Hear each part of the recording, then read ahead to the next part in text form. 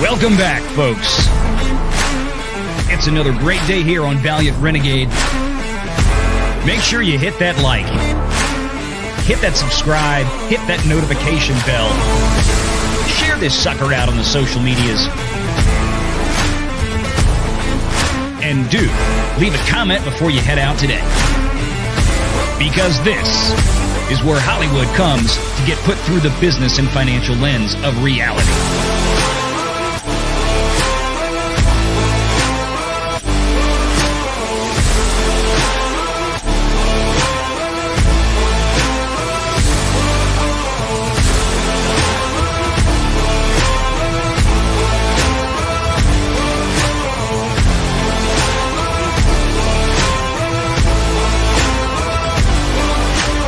It's time.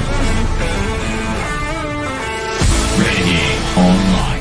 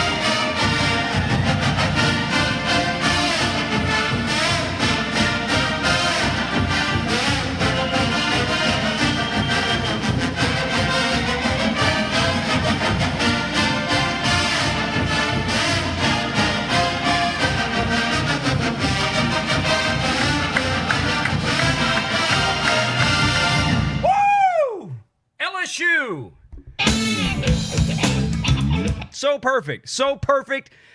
2 times in the last 3 years, and now 8 times all-time College World Series national champions in men's baseball. And it just happened again, the 8th time, not 20 minutes ago. Woo! Man! Happy day. Yeah, we were starting the show with that, whether you wanted me to or not. Hey, Tom. I don't know what's going on. Neither does Kitty. Oh, that's my face, Dick.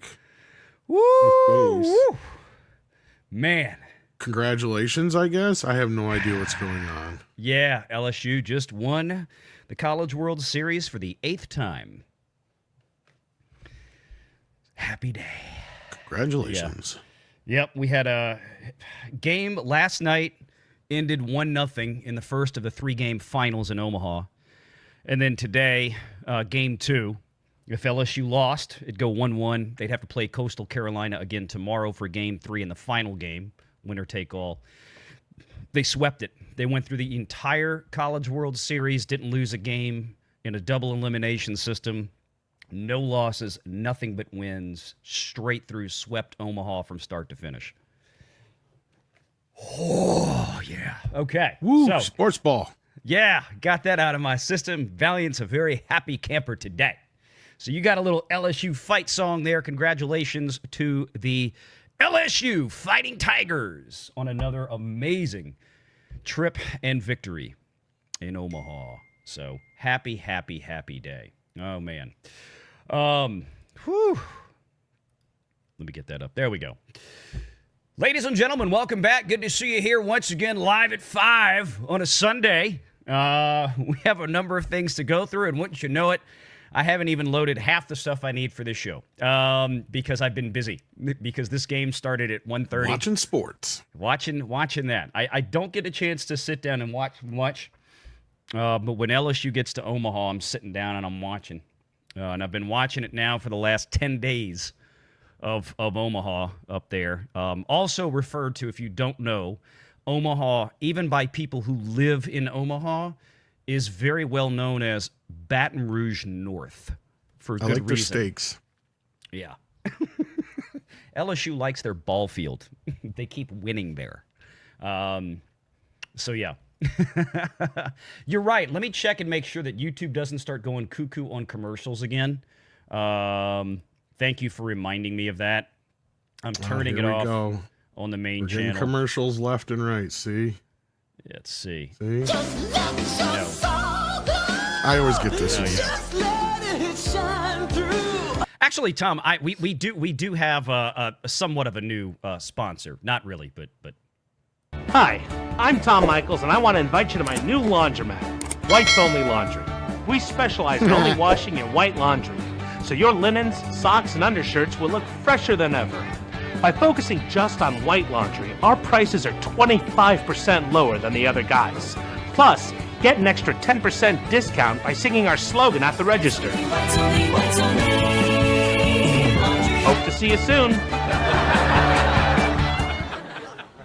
There we go. That was funny. But wait, there might be more. So, any case, hope everybody well. Thank you for joining us last night. We did a bit of an impromptu show with everything going on around the world. We did a stream on Renegade Nation, and worked out well. We just happened to get monetized that day, and you guys out there lit it up with the super chats. I know people were asking about memberships.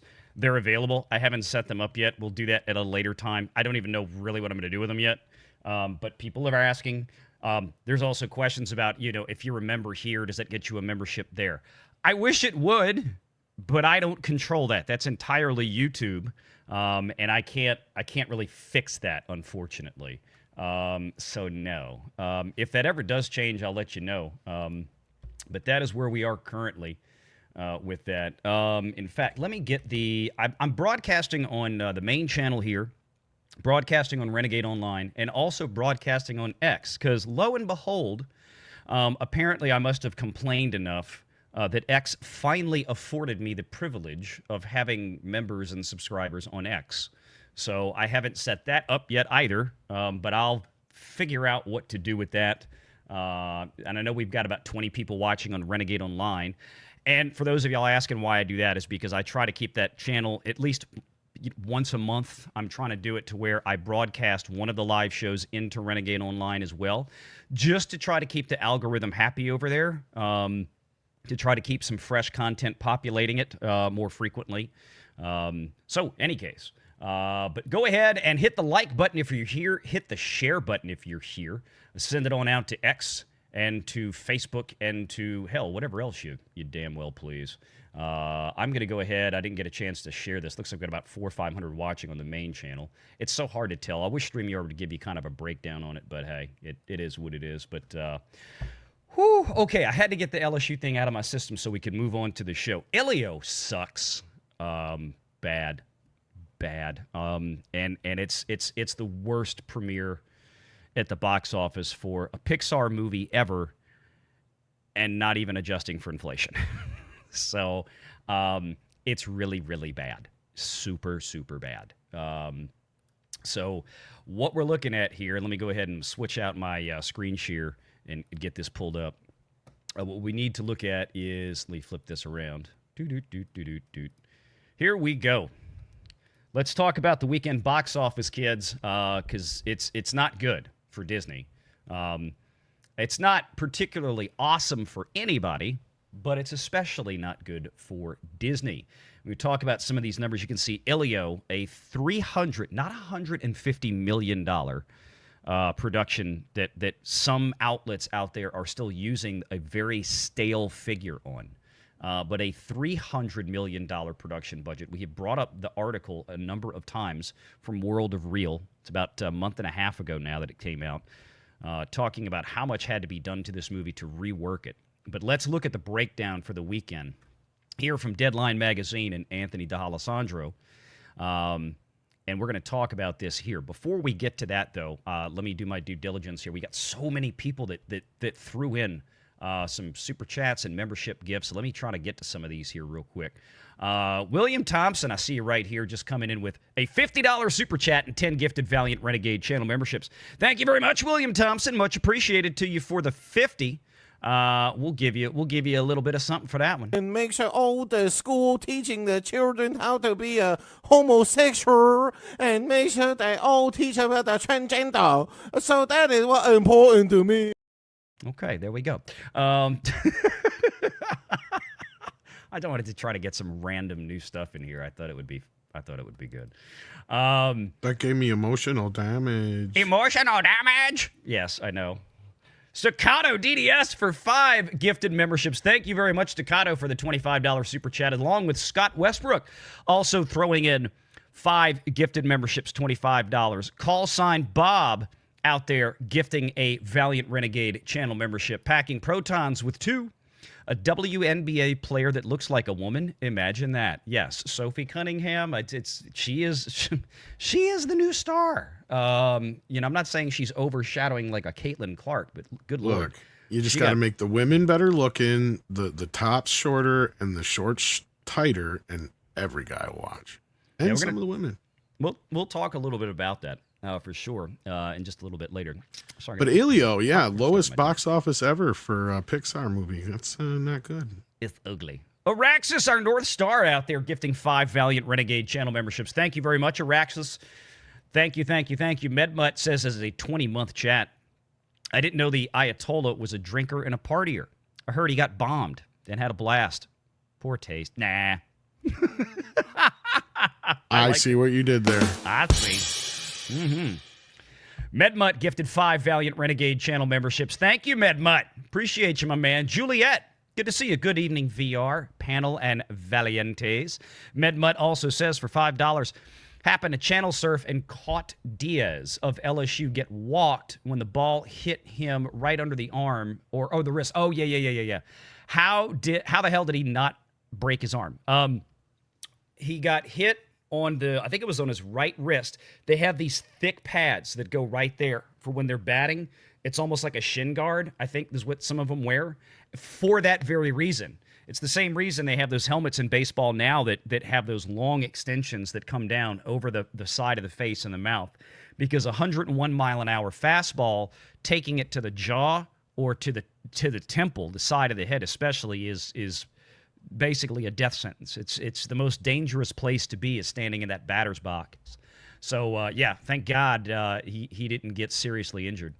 Russ Newhouse, what? No LSU cap tonight? No, because we're all business here. Still got to keep the SIG hat. I think my LSU hat. I've got a couple of them in the closet somewhere. In the closet. Marcus Quintus for 5. Well, at least VR isn't muted tonight. Just saying. I know. I had like the perfect intro. And let me tell you what happened. The mute button wasn't on. That's why I had no clue. Everything looked good. And then I looked and I happened to finally get my eyes over to the chat after like 4 minutes of a brilliant monologue, if I might say so myself. Last night on the Renegade Nation show. Talking about the greatest stuff you'll never get to hear. Yeah, if we have some lip readers out there. But what happened was, apparently somewhere backstage on the audio settings for StreamYard, it had flipped the input to a different mic input. I don't know how. It does but that. I know. And the mute button wasn't muted. So I thought, we're good. And again, we don't have live VU meters in StreamYard to tell us that, yes, sound is actually pushing through. We have to go into a settings menu and visually look for it. It's really irritating, and I've been complaining about this now for the better part of a year. And that's one of the reasons why. Mersulandia says, how MLB and NHL compare to NBA and NFL in broadcasting contracts? NHL is a very, very, very, very, very distant fourth between those three. NFL is the granddaddy far and away. the most valuable, expensive contract. MLB is probably right behind it, but MLB is very different because they have their own streaming service that's proprietary, the MLB network it's streamed and distributed by the MLB itself. Of course, they do have broadcasting rights for cable and over the air, but it's different. The NBA just got a huge pay increase, which, as we talked about before, was Disney obviously has already conceded that it's too expensive, even after they signed up for it. And we talked about this a few days ago. This is why the Walt Disney Company just started selling off half of the college football playoffs from ESPN and ABC. Half. The most valuable football properties that ABC owns outside of Monday Night Football, which is the only piece of the NFL that they own. And they started whittling off parts of their MLB contracts, and it has to be to pay for this ridiculous NBA contract with the audiences collapsing like they are. So, I mean, that's kind of the problem. All right, let me jump back into the story here. We'll put a cap in that one and get back to the rest. So here we go. Deadline magazine. Let's get back to Pixar and ELIO here. 28 years later, a Sony production, the third in the series, the 28 days later, 28 weeks later, 28 months later, 28 blue moons later, now 28 years later. Still feasting at $30 million, which is a pretty good opening for a horror movie. ELIO at $21 million. Again, these are domestic figures. Pixar's lowest opening ever. There were estimates coming into this weekend that Disney Pixar might be able to pull. They were hoping 25 to 30 million. Obviously, they were hoping for more than 30 million a few months ago, but that was gone. So we didn't even get to 30.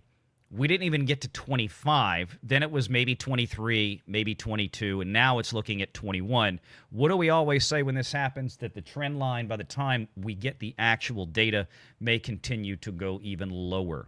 There is a chance, albeit I think at this point, maybe not a huge one, but possibly, that this thing actually goes under $20 million opening weekend, which would be unconscionable. Unconscionable. This is not a rando studio film. This is a Disney Pixar film.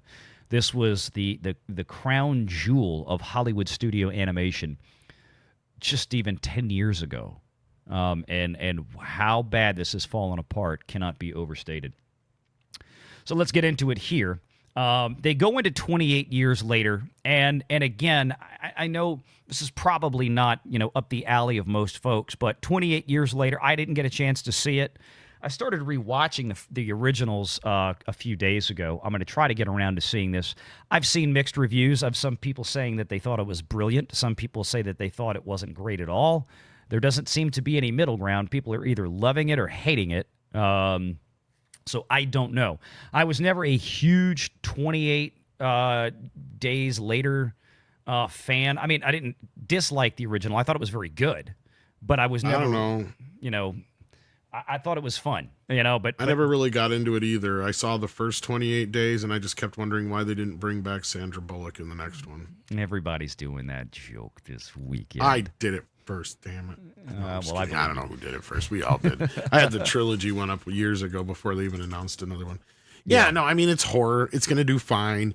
It had, I'm actually kind of surprised it didn't do a little bit better because I thought that the interest in it was kind of high.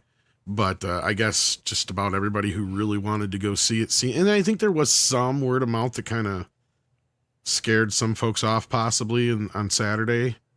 Because there was some people saying, yeah, it has some issues.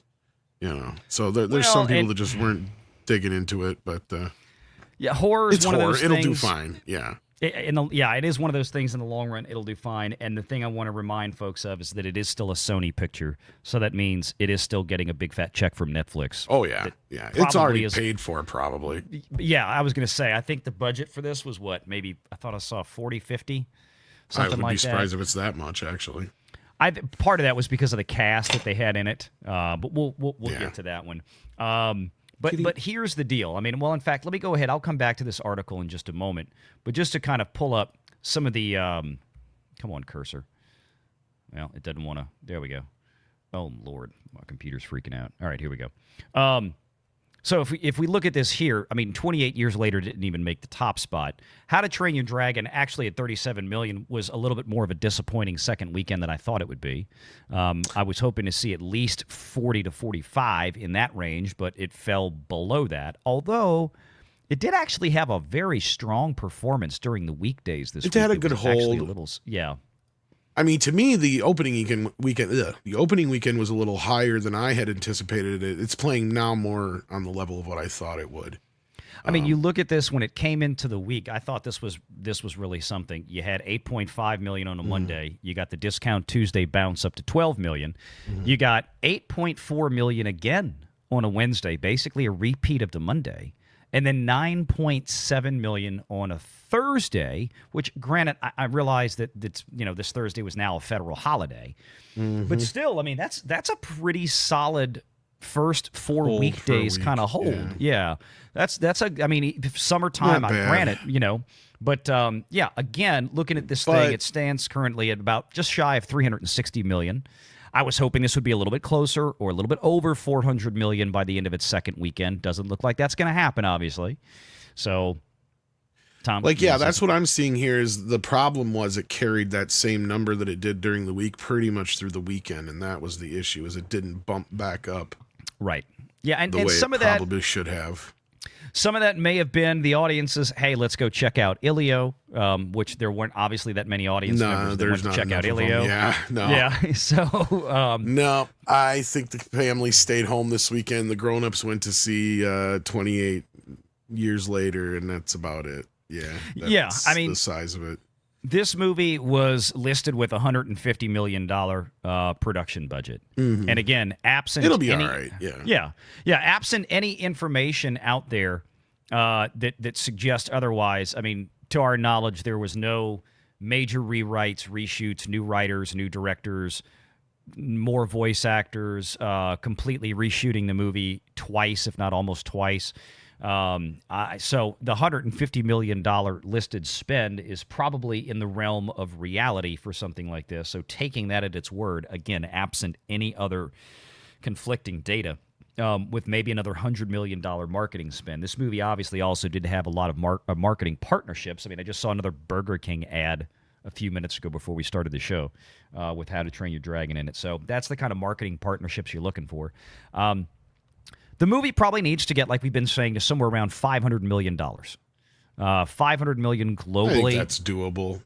Yeah. Oh, I don't think that's much of an issue at this point. And again, when you tie this into it being a major piece of advertisement for the brand new Epic Universe, which, again, it was no accident that this movie was designated to come out at the exact same time that Epic Universe opened for the first time. That's not an accident. So a lot of this ties in together. Does that mean it's going to set the world on fire? Does that mean that this is going to be a $1 billion movie? Nope.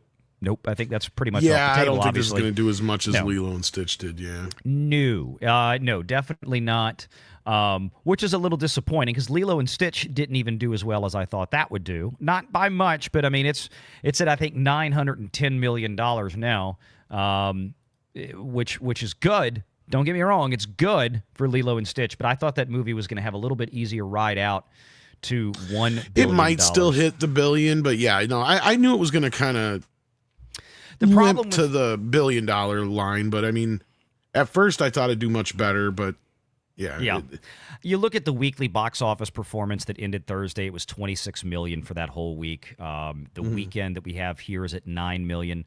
The weekend last weekend was 15, and the 15 legged out to 26. You start extrapolating those figures out. That 9.7 million, it's probably going to add maybe 5 or 6 million this week to it. So it's kind of, and I don't know how much the international box office is really going to give it at this point. The problem is, of course, is that it's on a very, very rapid trajectory of losing its premium screens. Obviously, Lilo and Stitch had to give way this weekend to ELIO because it's Disney. They're both Disney. So Disney wants the screens that it can get its hands on for ELIO. That means Lilo and Stitch is going to get sacrificed. And then you've got 28 years, which is going to take up another chunk. You still have How to Train Your Dragon that's taken a big chunk because that's definitely a big screen type movie.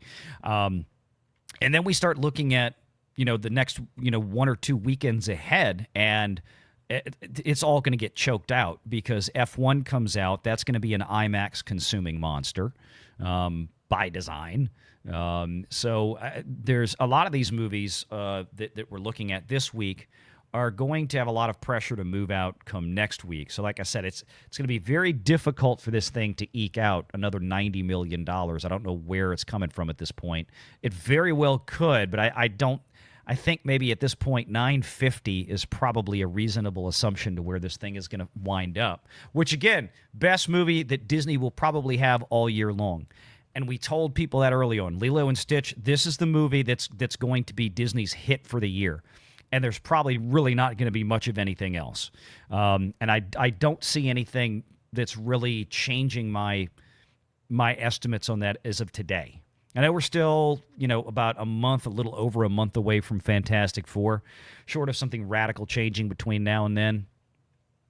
Don't see that beating Lilo and Stitch. I mean, it would be the first Marvel movie not named Deadpool and Wolverine to do it since Endgame to get to $1 billion. So a Disney distributed Marvel movie, Spider-Man, not Sony Marvel, talking Disney Marvel, Disney Marvel movie, not named Spider-Man, and something that doesn't involve Deadpool and Wolverine. That again, people looked at that movie as not even being connected to the MCU. That's why they went to go see it. They didn't care. But as far as the hardcore MCU lineage, the timeline, the multiverse thing that's going on right now, it's just not. I don't know. We'll have to see. What's up, Pro?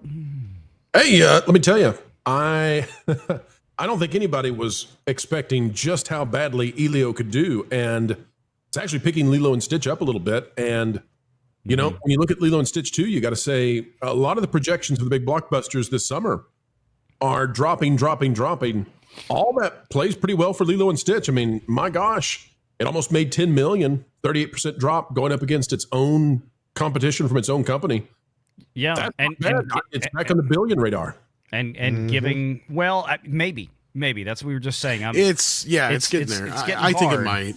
Yeah, And knowing Disney, they'll probably do one more re-release push to bump it up there.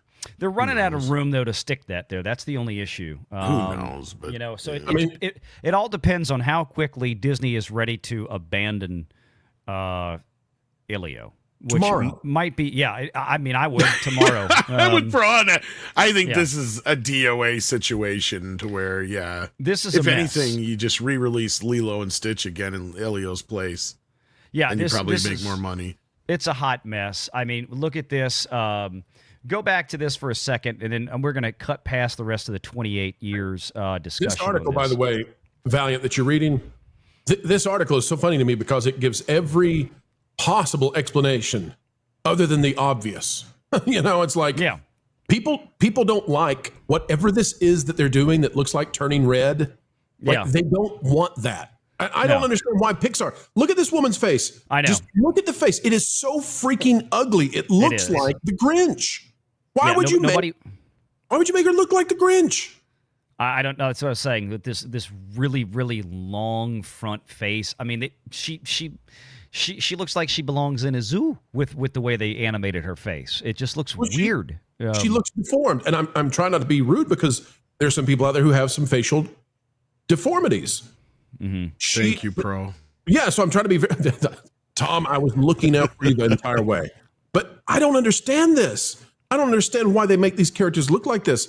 And I don't understand why they can't figure it out. That people hate this art style. They hate it. And they listen, Pixar was the dream come true. Pixar was the gold standard. Pixar is what every other animation studio wanted to be.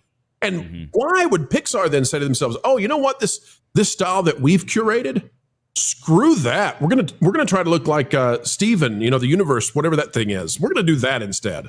Why?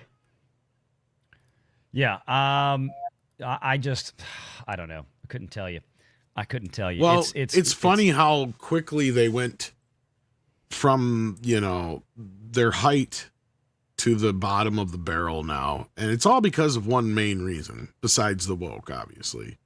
But what facilitated that whole thing was the firing of Lasseter. Let's be real here. Oh, yeah. That's what this played is the clip. all boiled down to. Yep. And I mean, I even made the statement the other day, and I'm sure I'm not the first person to think of it, but it's almost obvious now, is like, how in the hell did they not see that Lasseter should be the guy that's running Disney right now and not Bob Iger? Is beyond me.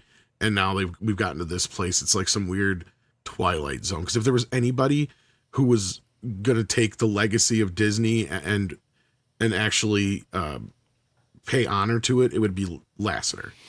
And if not the whole company, at the very least, having Alan Bergman's job as head of studio, right. Chairman exactly. of studio If system. not, exactly. I agree. Yeah.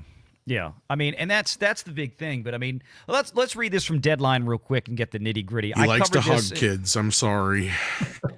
I mean, not that kind though. But I played the clip in a video that I made yesterday to put out when it looked like this weekend for ELIO and for Disney Pixar was going to be an absolute humiliation. And that was at the top of the order. It was the Lasseter quote that I still have backstage here, but we might play that in a second. But let's see. Actually, you know what? Before we do, let's get back to our sponsor that we had earlier in the show. They have another commercial for us. Stay tight. Hi, it's Tom again from the laundromat that's been in the news, and I really want to apologize. I definitely should have realized that the name Whites Only Laundry sounds racist, is racist, and that was not my intention at all.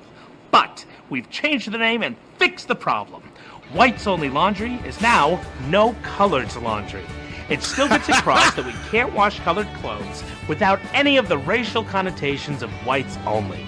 Plus, to make up for our terrible mistake, come on in before Friday and you'll get yourself a free t-shirt. Just don't wash it here because it has all these colors on it.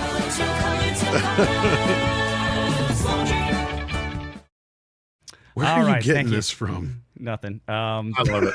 I love it. This is one of my favorite bits. This is from years ago on YouTube. This is.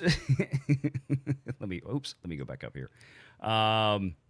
Oops, I went to the wrong paragraph. Here we go. iSpot shows Disney spending more on U.S. TV spots for ELIO than Sony did for 28 years later, 10 million to 6.4 million. ELIO reached 802 million TV ad impressions, while 28 years later was 250 million ad impressions. Now stop and think about that for a minute. This is just a straight what iSpot measured. And when they say TV spots, remember this, it doesn't sound like a lot. They're measuring it over a certain amount of time. And this, of course, also doesn't include where the bulk of this gets spent, at least domestically, and that is online ads. Ads on YouTube, ads on X, ads on Facebook, ads just on Google as you're surfing around while you're shopping on Amazon, right? The ads that you see pop up there cost a fortune to do, especially depending on how they're placed. But look at the result here.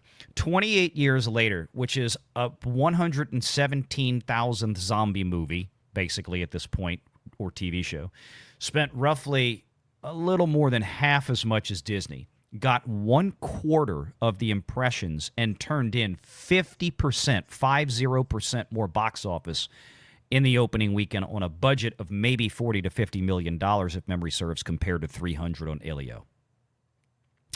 You suck, Disney. There's just no other way around this. And a lot of these ad spots are, stuff that Disney has on ABC or ESPN or other places, things of that nature. And it just goes to show. People say, well, they're spending the money on themselves, so it really doesn't cost anything. No, actually, yeah, it does. Because if you sell that 30-second ad spot to your own movie, that means you're losing the $500,000 or $1 million or $250,000 that you would have collected from an actual third party for that same spot. So yes, it does still have a definitive cost to advertise, and the same goes for Warner Brothers and everybody else. Okay, just to be clear. But when you look at this, the best ticket sales are in the East Coast, I guess, the West Coast, South Central, which would theoretically be, I'm assuming, Texas, New Mexico, stuff like this, where you probably have a lot of Latino representation, and AMC Burbank, the theater right next to Disney. AMC Burbank was the highest grossing revenue with $97,000 through Saturday night. Diversity demos are 48% Caucasian, 25% Latino Hispanic, 12% Black, 10% Asian American. Men over 25 at 49% remain And the that's pick's the biggest biggest problem. audience. That is weird. It's so weird. Yeah. It is so bizarre. But Like- basically means that kids aren't going. Yeah, that's what it seems like to me. We can't deny, says DeAlessandro, that Disney Pixar's ELIO at 21 million is the lowest opening for a Pixar movie, and third, lower than the first Pixar feature, 1995's Toy Story at 29 million, which, as I stated in the video yesterday, is something like 75 million now. Yeah, it makes me angry for him to not. I mean, it really does, because it assumes that the audience is completely stupid, that we don't know that Toy Story was a phenomenal success, and that taking out inflation, is the only way to make us. And by the way, Toy Story, I don't know if you know this, Valiant. You and I will talk about movies that have like a 2X, a 3X, and we get really excited if it can do a 3X. Toy Story had a 7X. So think about that. Right. Elio's going to be lucky to get a 3X. And that's with it starting at 20 million. I think it's going to be lucky to see a 2.5 at this point. I think it might finish up around 50 if it's really, really lucky. Something has to change. This, of course, also lower than Elemental's 29.6 million. And again, showing you how bad that was. Elemental basically came in with the exact same box office, unadjusted, as Toy Story 28 years earlier. And it goes to show how much audience that Disney has lost with its mismanagement of Pixar over the years. Nobody trusts Pixar anymore. Oh, they don't want to see originals because their originals are bad. That's part of the problem. They'll go see something like an Inside Out 2 because it's a known quantity. We talked about this before. And as long as they hit all the right notes and tell the audience, we know what you want, we know you love the first one, we're going to give you more of that same thing in the second one. Don't even question it. Go see it. They show up. But when it comes to originals, the audience have been treated to, a few too many kicks in the balls to where they're just, I'll wait for it to come out on Disney Plus. Nobody cares.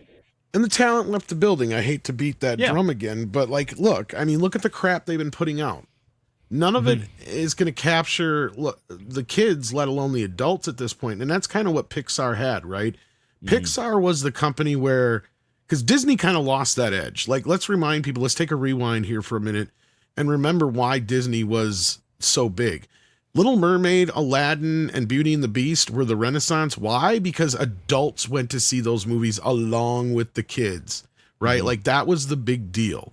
It was you can go see one of these movies, and this is the whole point of what Disney tried to make with the first place with Snow White and the other ones, was that I can make adults get just as invested in these movies and characters as kids can. Watch. And they had that again, and then you had it again in spades with Lasseter. But now here they are just throwing crap at the fan again, and we're just recycling. Please, somebody tell me the last character that really penetrated the culture since Stitch. I can't think of one. And the rest of them are not Pixar. They're either Pixar or they're DreamWorks characters, right? That's it. That's all they have. I'll say Frozen. That was about it. Yeah, that is the closest thing, right? And that was almost like a But fluke. Frozen's not Pixar. Frozen is Disney animation. Right. No, but that's Lilo my point. Stitch, Lilo and Stitch wasn't Pixar. That was Disney animation. Yeah. No. But Disney itself has been a pale.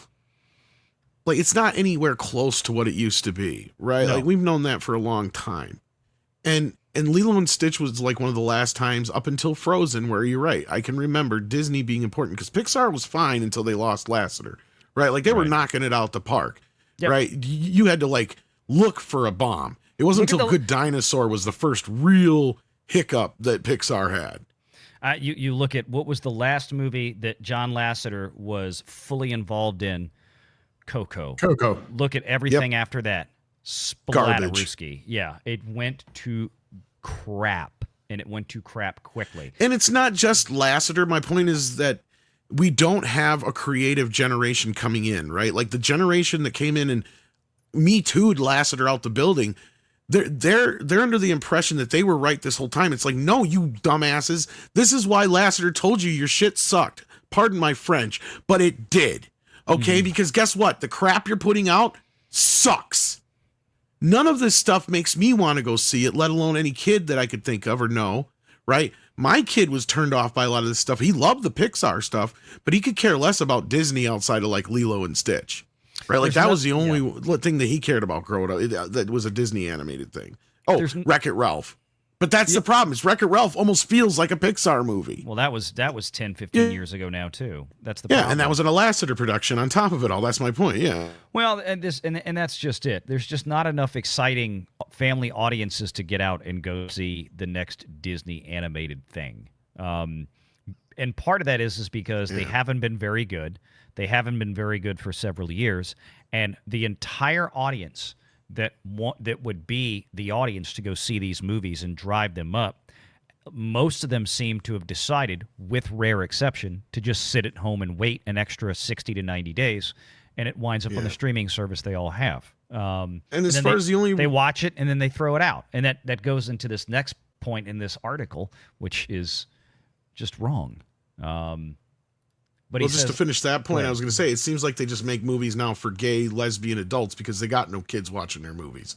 That's why I was going to say all this shit's woke. Yeah. Well, the kids watching it, the kids that are watching Disney stuff are watching Bluey that Disney doesn't even own. That's where the kids classic are. Stuff, exactly. Yeah. Despite the excellent audience exits with an A overall cinema score and an A+ for the under 25 bunch, true. I cannot believe this. The new paradigm of success for a Disney animated property lies in its endgame viewership on Disney+. Stop! I can't. What? Okay, Did Pro just peace out? I can't handle this, man. I'm telling you. When I read this earlier, I can't handle this. I almost lost it when I read this.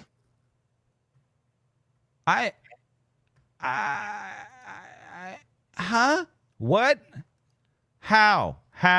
Explain this. This makes no sense. The new paradigm of success for a Disney animated property lies in its in-game viewership on Disney+. Now, let me tell you what that sounds like. You know why they're saying that? Sorry, go ahead, finish your thought. I was going to say, I know why they're saying it. That sounds like a giant pile of Disney corporate bullshit straight from the C-suite. It's not that big a deal. We know that we're bombing in the box office. But where it's really important is Disney+. No, it isn't. There's no evidence of that anywhere. These movies, they land on Disney+, and with extremely rare exception, every single one of them might show up on a Nielsen chart for a week, maybe two, depending on which day of the week they dropped. And that's it. And people just move on. They're really, and again, Disney Plus is not Netflix. They are in two different galaxies in terms of user, subscriber, member, however you want to put it, behavior, and time spent shopping on the service. They're two different worlds. There is little to no value to Disney Plus with these films. Did Snow White move the needle for Disney Plus when it dropped on there? Not really. Did it bring in any new subscribers? Nope. Are any of these movies bringing in new subs? Nope. We've covered that. Disney Plus's growth has been relatively stagnant domestically for the last year-ish. They've remember they dropped some subs. They added some subs. Meanwhile, Netflix in the past year has done what? Added like 50 million? It's just, again, it's night and day. And at the amount of money they're spending on these productions, this isn't a $40 million or $20 million or $50 million production for a streaming service. These are 250, in the case of ELIO, a total disaster, $300 million productions. That was supposed to be 150. That's what the budget was, right? But, well, the budget got blown. The budget got doubled up on because they had to make the whole movie twice because the first time it sucked. It was supposed to come out a year ago, over a year ago, 15 months ago. It was supposed to come out what was it, March of last year, around the same time as Snow White was originally supposed to come out. They moved Snow White the October before. They put ELIO in the slot. Then they realized ELIO was a disaster. They kicked that out of the Snow White slot that Snow White had until they canceled that, pushed everything back again. It's a mess. This is going to do nothing to help Disney Plus. Some kids might tune in reflexively to see, let's see what this is. But yeah, I mean, there's nothing there. They do say, however, D'Alessandro says, but if you don't create a big enough boom at the start, how do you expect word of mouth to do downstream? You don't. While we know Pixar can make an emotional movie, debatable.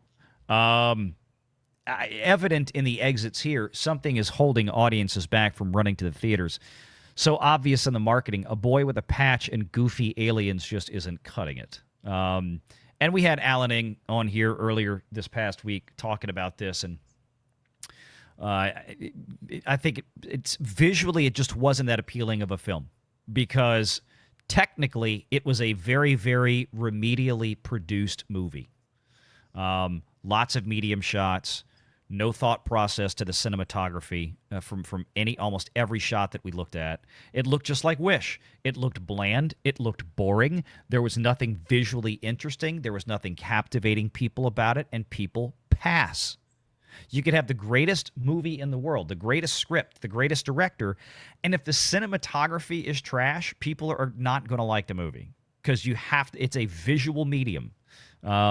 You've got to give them something, and this movie was just one of these things that was just done very, very, very lazily. For a while, the new dog ate my homework excuse for studios is that original fare is a challenge to open, but the industry requires original fare to create franchises. What's the solution for Pixar? Better development meetings. Duh! You can't tell me that the old glory opening box office days of Pixar can't be recaptured. With all due respect to Deadline and Mr. D'Alessandro here, no, they can't.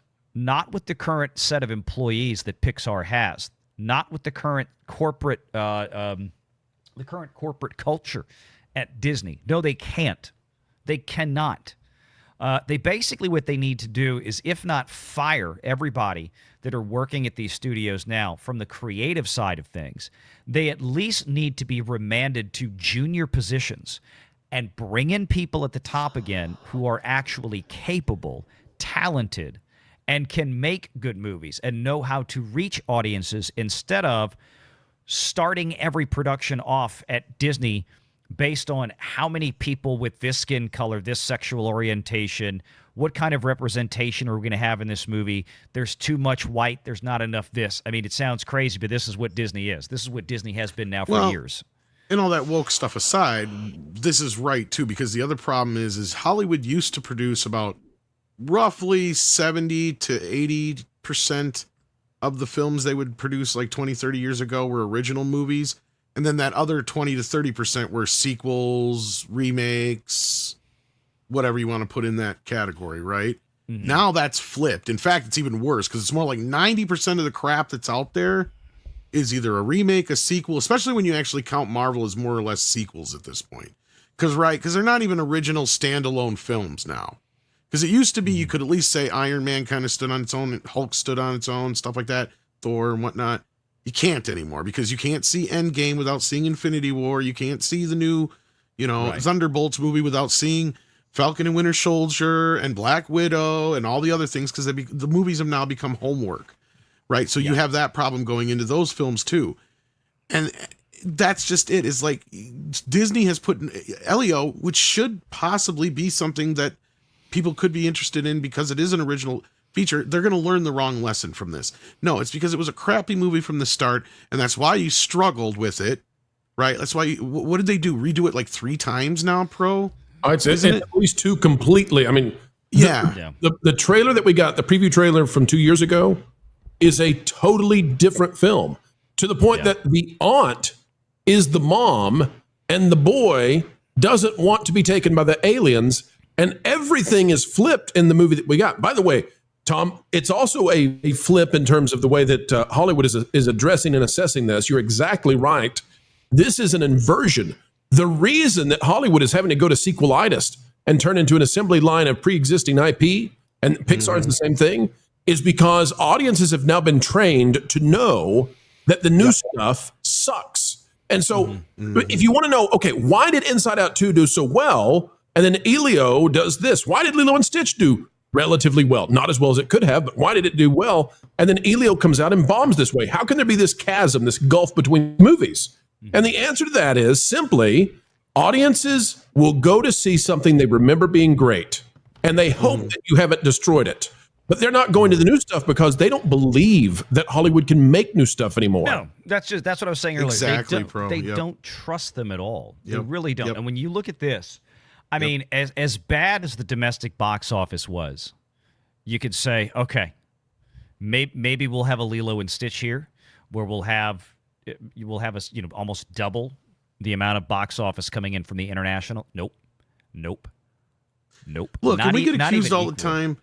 We get accused all the time of basically being like an echo chamber, right? It's like, okay, yes, that can qualify to certain aspects, but we're getting to this point where it's not even so much an echo chamber. It's just that we all see the problem. Right. The echo is Disney's. The echo is Disney's repeated failures. Exactly. Like, it's like, look, at some point, you got to stop and step outside the bubble and go, these guys are just haters. These guys are just thistophobes and whatever.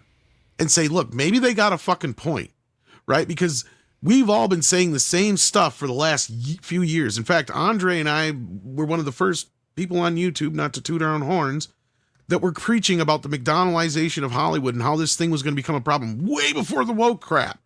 And that's all part of the same problem now, is that you just push the woke crap into there too, making it even more impossible. Can we get Burger King Hollywood where I can have it my way? Exactly. Well, we're getting there. That's the AI now, Valiant, because this is my prediction for what they're going to do with AI to compromise with that, because they're going to panic when some kid in their basement makes a better sequel Star Wars trilogy than they were able to with their computer on AI.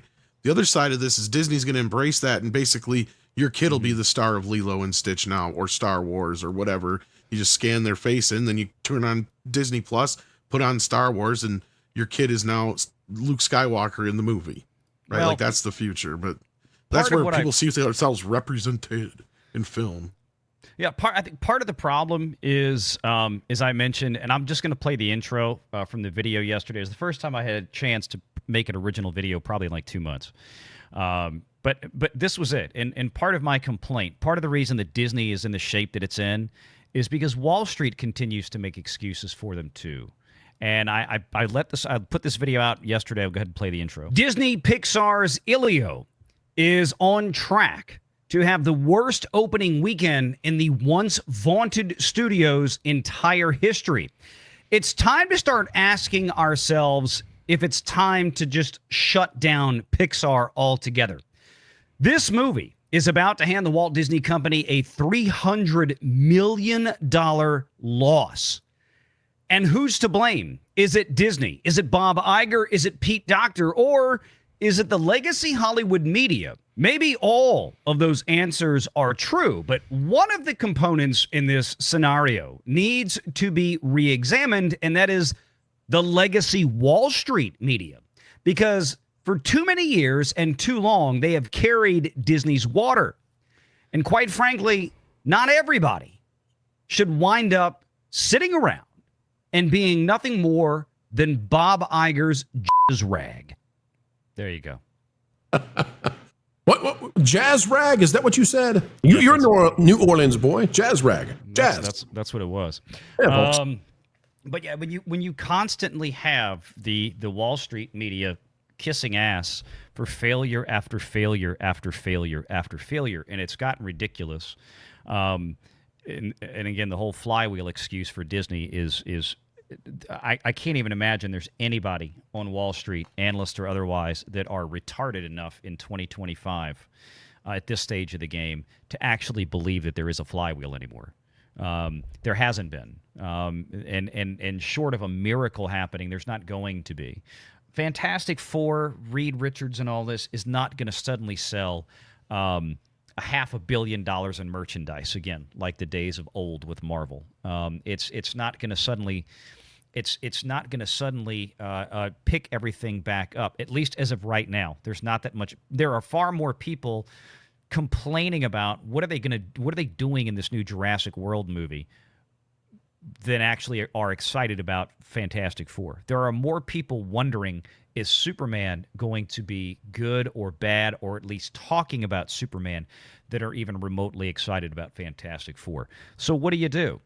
I mean, you got to sit there and just hope and pray, because that's about all you got. And you're going to have some other sneaky movies out there. Like I think F1 is going to do fairly well. That opens this. I have 2 IMAX tickets tomorrow night for the fan preview event. The movie comes out Thursday, Friday this week. They're doing a Monday IMAX screening. I'm going. So I can't wait. I've been looking forward to this. It's Joe Kosinski, the same guy that did Top Gun Maverick, did F1. Brad Pitt, F1 race car. I mean, Apple. I posted this on X a few days ago. Apple, if you go to the Apple TV app, at the top they have their trailer, because F1 is an Apple movie.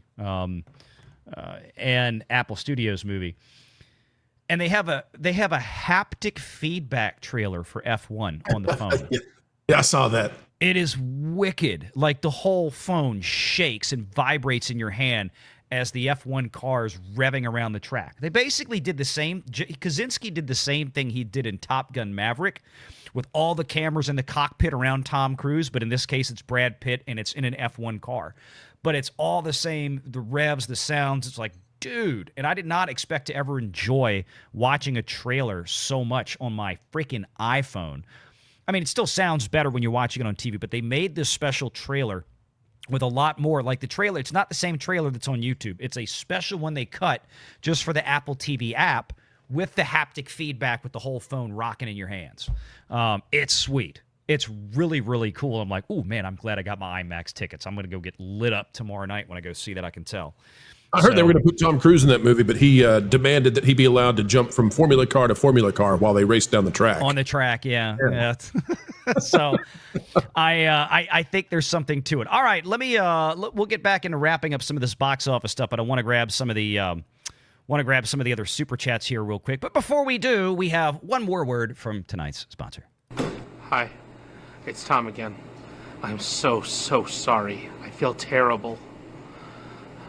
Obviously, changing the name only made things worse, and neither one of those are appropriate names for a laundromat or any business or anything.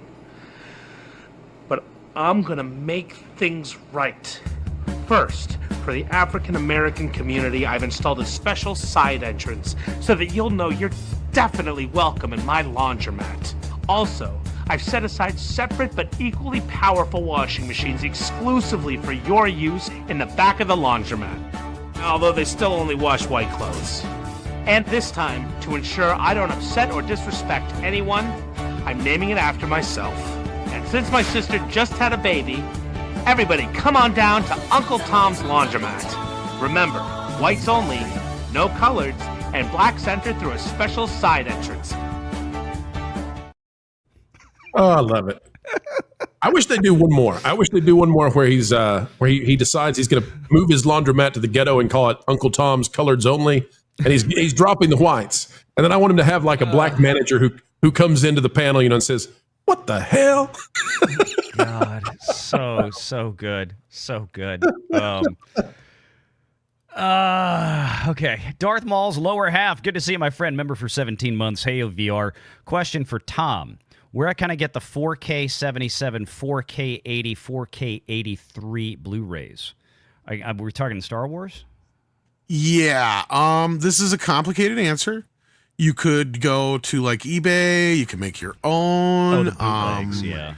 Yeah, that's the thing. I was fortunate that a fan that listens to the channels was able to make some really good quality ones for me. So, I mean, they're out there. That's the best way I can tell you to do it. Like I said, it's kind of complicated. Like, I don't want to get anybody in trouble. Like, yeah, I mean, if you own them, you technically can have them legally. It's just, if you have a Blu-ray burner, it's possible to make your own. Otherwise, if you have a friend who knows how to make their own, maybe talk to them. Otherwise, you can cut through the middleman, and people have them on eBay for sale as well. So, yeah. Yeah. Let's see. Corn and Pew for $5. I guess when you live in Louisiana, you take any victory you can, even if it's in a sport like college baseball that 3 people watch. Just playing. Ha, ha, ha. Yeah, no, we took the victory lap. Enjoyed it. I mean, that's men's college baseball has been very, very popular in terms of viewership. That's one of the reasons why even companies like Disney, they still want those SEC contracts because, I mean, football obviously is king, big time. But basketball, men's college basketball and men's college baseball are still very, very lucrative, especially when you get to the championship series and when you get to the stuff at Omaha. But, yeah, good stuff today. William Thompson, thanks again. We got that one earlier. Appreciate you, my man. Shrevel said for 2, so VR came out of the closet with the music. Yes. I saw your post online. I'll show it in a little bit. Actually, it was probably underneath that image I had up at the start of the show. William Thompson for 5. Can we please not talk about LSU baseball? I'm getting a rash, and everyone knows Bama is better. Roll Tide, plus I'm available for the panel. Just kidding. So, well, Alabama didn't make it. I don't think Alabama... Was Alabama... Did they even have a regional? Or a super regional? I don't think... I know they didn't have a super regional. I don't remember. But football, I mean, look, Alabama holds the crown for winning team in the last 20 years, that's for sure. But in baseball, it's LSU, baby. Marcus Quintus for $5.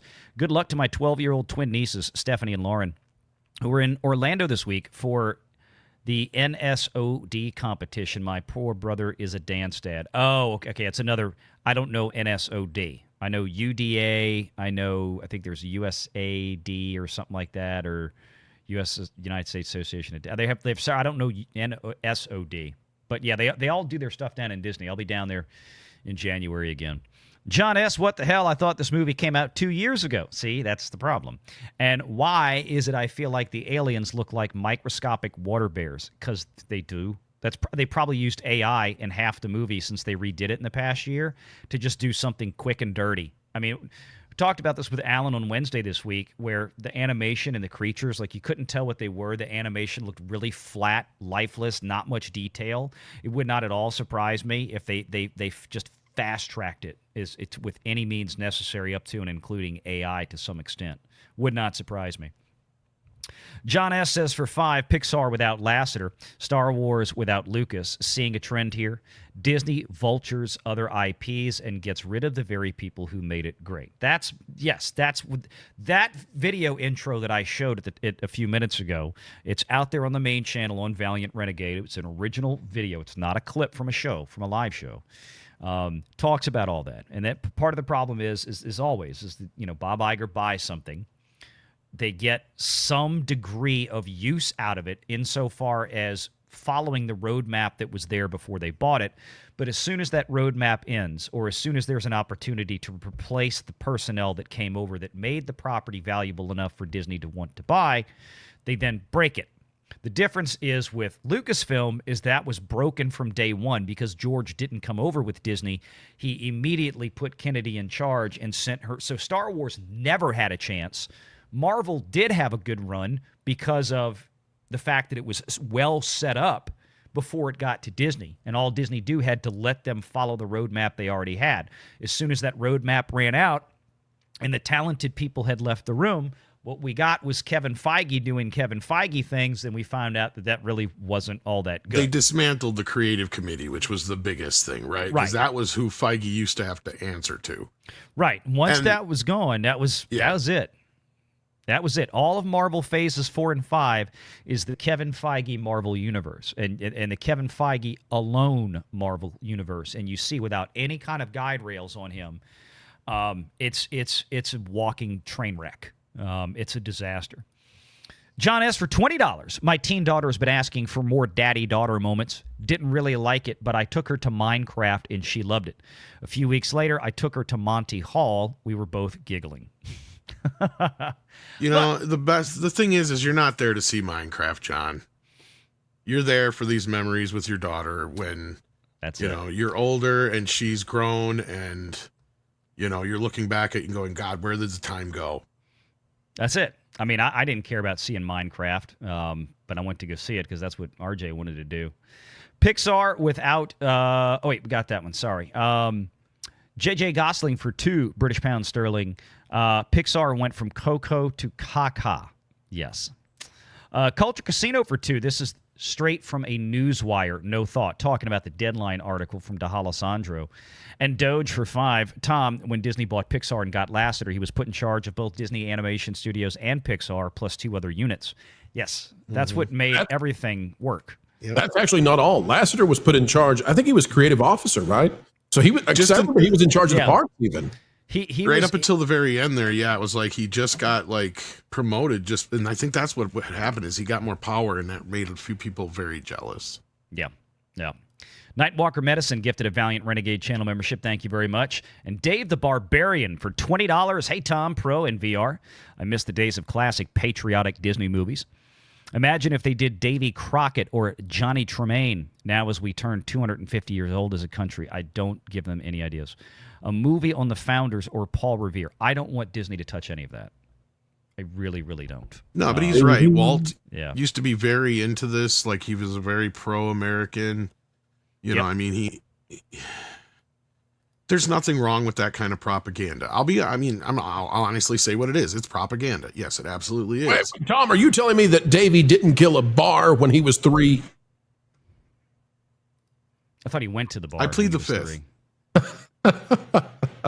Mr. Crockett, I'm sure, was taking out the problem is largest if they make in the world at 3 years old.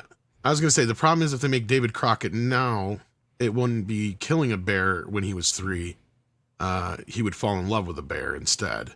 Davy Crockett stole the indigenous lands. Modern Disney, folks. This is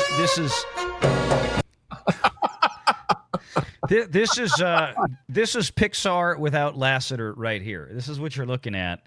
And remember, all of these production budgets that you're seeing on this list, many of them, if not all of them, are wholly inaccurate. Again, we know Lightyear cost a lot more because they had to do a lot of rework. Elemental, we're not entirely sure about, although I don't remember if there was a ton of rework on that. That one might be accurate. Wish was a mess, but that may be Strange World, a mess. ELIO, obviously we know that budget was not that case. And there are still people out there on X and some of the trades that are incorrectly reporting. And again, not really, well, let me back that up. They're right and they're wrong. Remember, budget does not equal cost. Saying that the movie had a $150 million budget in the case of ELIO was probably very well what Disney did greenlight 5 years ago, whenever the hell this movie was greenlit. But then they blew that budget harshly, really in the last 18 months. It doubled because they made the movie probably for maybe they made ELIO for $150 million. But then they made it again. No. They made it again for another $150 million. So that's where the $300 million is coming from. Isn't it World of Real that broke that and the Hollywood Trades came after? I think it's Ruimi is the guy who does that one. The Hollywood Trades came after him, man. And I'm looking at it and going, guys, logically, you can't be right. And I'm now leaning even more towards him. That's right. And that's why I looked at it, because, look, World of Real has broken a lot of stories over time. To say that Disney somehow, and again, if you're telling me that $150 million is what Disney spent on this movie in total after doing the whole thing twice over, then you're a liar or you're an idiot, one of the two. But it damn sure didn't happen with $150 million. Not when this movie was greenlit. Probably not long after COVID, right? And delayed a year for more production. Delayed an entire year. All the holding costs, the additional millions of dollars of holding costs and interest costs for doing that. And again, what Disney animated or Pixar movie has come out in the last 10 years that has been less than $150 million? Not one of them that I'm aware of. Not a single one of them. That's a big issue, yeah. Yeah, so you can't sit here and tell me that they made this movie twice over from start to finish because they had trailers for it. It was ready to go. And then it died with I mean, it has to be like there are going to be those people who say, "Oh, come on, it's the same character models, da da da da." Like, no. You can go watch the trailer from 2020. You have to reanimate everything. When you change the story that much, you have to get all the voice actors back. They had a new writer. They had a new director. They had a whole new script they brought in. They had to reanimate everything, re-voice act almost everything. I mean, and to do what they did. Valiant, they looked at what they had and they said, gosh darn it, we can't release that. We got to fix this. And they spent maybe $150 million more to fix it so that they could get $21 million in the opening weekend. So bravo. Yeah. That's because they're idiots. You fixed it, baby. And they think they're John Lasseter and they think they can do what he did. And no, John actually had a vision. He knew he could see something and go, okay, no, this isn't right. We need to fix that, because he knew it was wrong, right? Like they just knew it wasn't working, but they didn't know what to do to fix it, right? Like that's the problem. So their idea to fix it is just throw more money at it, right? Like that's the problem here. And that's not how this should work. That is a once in a lifetime shot where you get a Toy Story 2 situation or something like that, because the proof is in the pudding. Any other time they've tried doing this, The Good Dinosaur, anything else, it has not worked. Instead of just taking the losses, cutting your losses, and going with throwing it straight on Disney Plus and burying it somewhere else and just being embarrassed by it. No, they threw more money at it, expecting it to do something it wasn't. Just like Wish and every other thing they've done in the last few years. Guess what, guys? That's not going to work. This is how Hollywood used to do things. You'd see, and this is exactly what James Gunn was talking about, even though a lot of us haven't been giving it enough attention. And that is when he was saying that Hollywood goes, especially Disney and Marvel specifically, go into these things with a release date and no script. It's like, how can you go in with no screenplay, script, or anything, any plan of whatsoever? This is what happens. This is what happens. The Kevin Feige method. I'll tell you how bad this is. If in 2024, when they looked at it and said, it's not good enough, if they had just said, well, screw it, we're just going to eat the whole thing. We're never going to release it. No Disney Plus. We're just going to we're going to hit the delete button and we're done with it. 150 gone. That would have been financially better than doing what they did. Yep. Or just burying it on Disney Plus, like I said. They spent an extra $250,000 since then, because at that point they hadn't dropped $100 million into global marketing. This is a movie that cost Disney another $400 million between production and marketing. It's going to need $800 million at the box office to break even, because Disney Plus doesn't make any money. Disney Plus is still in the hole. That's why they hide it behind Hulu. We keep reminding people of this. And that's exactly why I was saying, to Pro's point, is like, better yet than just, cutting it and hiding it, throw it on Disney Plus, because then you can at least say it went up as a loss. Yeah, right. Because then you can write it off later. Yeah. You wouldn't spend all the extra money to reshoot it. You wouldn't spend all the extra money. You wouldn't spend $100 million in theatrical money to go ahead advertising and outside of Disney Plus advertising. You could have done a little bit of advertising for it, something. Or here's the thing, if you had gone ahead with it as originally, it's not that good, but we can't reshoot the whole thing again. Put it in the theaters. Would the results have been any worse than they are now? Probably not. No. Probably less competition might have then, been too. Might have been a chance. Yeah, might have been a chance it would have done better, because there was. What they thought they were going to do, what they envisioned was Toy Story 2. Because you guys remember the story on Toy Story 2. That's what I'm getting at. That's exactly what I'm getting at. And this is what they've been doing lately. They think, we'll do the John Lasseter thing. It's like, no, that was a one-time thing that worked. Like, I remind people, look at The Good Dinosaur. John even thought he could do it again with that, and it didn't work. Right? He should have known then that that was the one mistake that I will put on Lasseter's shoulders. Like, you should have known that thing wasn't going to work. Well, you should just listen, cut and dry, like the Newt one they did about the lizard. They cut that one too. I don't know which lizard you're talking about. Durango? That was no. It was called Newt. You guys don't remember this one? Yes, the Pixar film that. He just said, nope, we're done. We're not going to spend any more. They had already spent, I think, 40, 50 or more $1 million just in pre-production shit, and they're like, nope, we're done. We're not going to do it, because it wasn't working, and they should have done the same thing here. And they're not doing that lately. Instead, they're trying to play this game, like you said, the Toy Story 2 game, thinking, we can just fix it. It's like, no, the reason Toy Story 2 worked is because Lasseter looked at this and said, you know what? There's a better movie here than what we're making. And that is where things got changed around. That's not what you're seeing in this ELIO film. It's not like somebody said, we're missing something here, and this movie needs this, and then it will work. No, this movie just wasn't working, period, is what I'm hearing. And then they went and redid it again, and now it's not working again. So that means the concept from the start wasn't working. The other problem they have is scheduling. So they released this a month after Lilo and Stitch. Both movies are about a weird kid, possibly on the spectrum, who has lost both parents in an unnamed accident and is being raised by an aunt who felt feels she's been put upon and is trying to win in a career.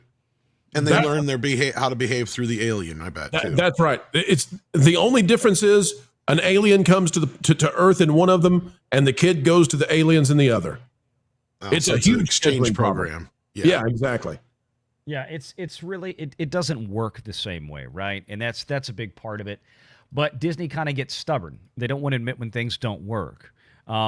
Now, one of the things, I don't want to spend a lot of time necessarily talking about this, but I know we had, and let me swing this over here. Let me do an airdrop to the main. Oh no, folks! I can see what he's going to pull up. He's going to pull up. He's going to resurrect a franchise lately. Oh, okay, good. We'll get to that. No. I thought you were going to cover that when I was going to say Valiant. Listen, every time I cover that particular franchise, man, nobody cares anymore. They're going to care about does. But I do find it interesting. But what I want to bring up is this: just how do we? There's this. I didn't quite understand. People were going, "Oh my God, the Superman projections dropped a lot." Well, I wasn't aware that Variety or Deadline or whoever had put them out had done any projections prior to now. Now, Sean Robbins at Box Office Theory had, but I always caution folks about crossing the streams here because they use very different measurement tactics. So you've got Deadline out there talking about James Gunn, David Zaslav. This is the first time we can really say this is going to be a David Zaslav DC film, right? James Gunn. What are we looking at right now? If we go down here to Sean Robbins, formerly of Box Office Pro, okay, and I subscribe to his website. What he's got here for Superman right now is 3-day low end at 135, 175 on the high. Now, even he'll tell you that the high is always like high, and it's kind of, it's he gives you extreme ranges. 135 is what they're still looking at, but according to Deadline, they're now saying it may come in between 90 and 125, I think I saw. Which would make sense to me because I have been covering Superman on occasion, thinking that it was going to do what they've been saying it's going to do, or at least hoping that it would. And every time I cover Superman, I'm disappointed in the level of interest that those videos have. Interest. Yeah, exactly. If it's actually tracking 90 to 120, then this was a wonderful PR effort to get everybody to believe it was going to be awesome, and then maybe that would have manifested. But I'm leaning towards the 90 to 120, and I'm leaning towards the lower end of that. Unfortunately, I hate to say it. I don't want that to be the case. I think VR and I were on the same wavelength with this because I saw this and I'm like, wait a minute, where are they getting this? Because I saw all of us in our community putting out the videos going, and I think you even had a similar story yourself, Pro, where like the big thing's gone down. It's gone down in, it's predictions. It went down from. Yeah, exactly. And I was with Valiant. I'm like, you're talking about somebody else's completely different interpretation of this. And what's funny about Box Office Theory is, okay, so this is a completely different thing, and it's much different in range of theirs, but they've also been more on than off lately. Like I put that in my post that I put in the background here, where like Box Office Theory, they predicted the Thunderbolts to open at 70 million, and they were only 4 million off. Same thing with Mission Impossible, and they were within 10 for Captain America. So take that with a grain of salt. Like, I mean, I'm just saying, like you're taking two completely different metrics here, and Valiant and I are on the same page on this. Yeah, I didn't understand it, and the only thing I could think of was like, okay, I wonder if what happened was, and please don't misunderstand, I'm not trying to blame Odin for this. Right. Because I know Odin has a subscription to Sean's thing too, right? Just like I do. And he's been looking at the numbers. And we've been looking at, okay, Robbins, and Robbins tracks stuff, and he tries to create an algorithm to where it evolves the closer you get to the movie because there's more data that you can input into the program to come up with a more accurate figure. So if you're like Robbins will go out there and he might try to peg a number 6 to 8 weeks in some cases before a movie comes out based on what he's seeing from trailer reaction, views on trailers, social media. He gathers everything in. And sometimes that's weeks before a single pre-sale has happened for a ticket. So then once we start getting pre-sales, then Sean's able to refine the numbers. Now he's got that data to put in and that data to put. Look at Deadline's headline here, right? Superman hits tracking, meaning They just opened tracking on Superman at deadline. This is new. They have never had tracking on Superman before.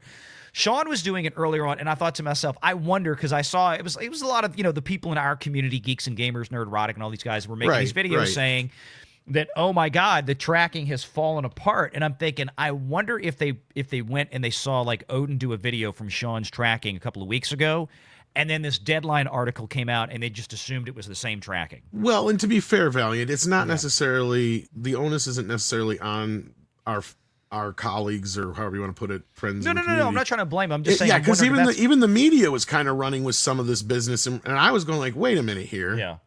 Like, you guys are comparing two completely different things. And not only that, Box Office Theory was also their newer tracking number, which, like you said, that changes. It goes up and down. It changes depending on what's going on.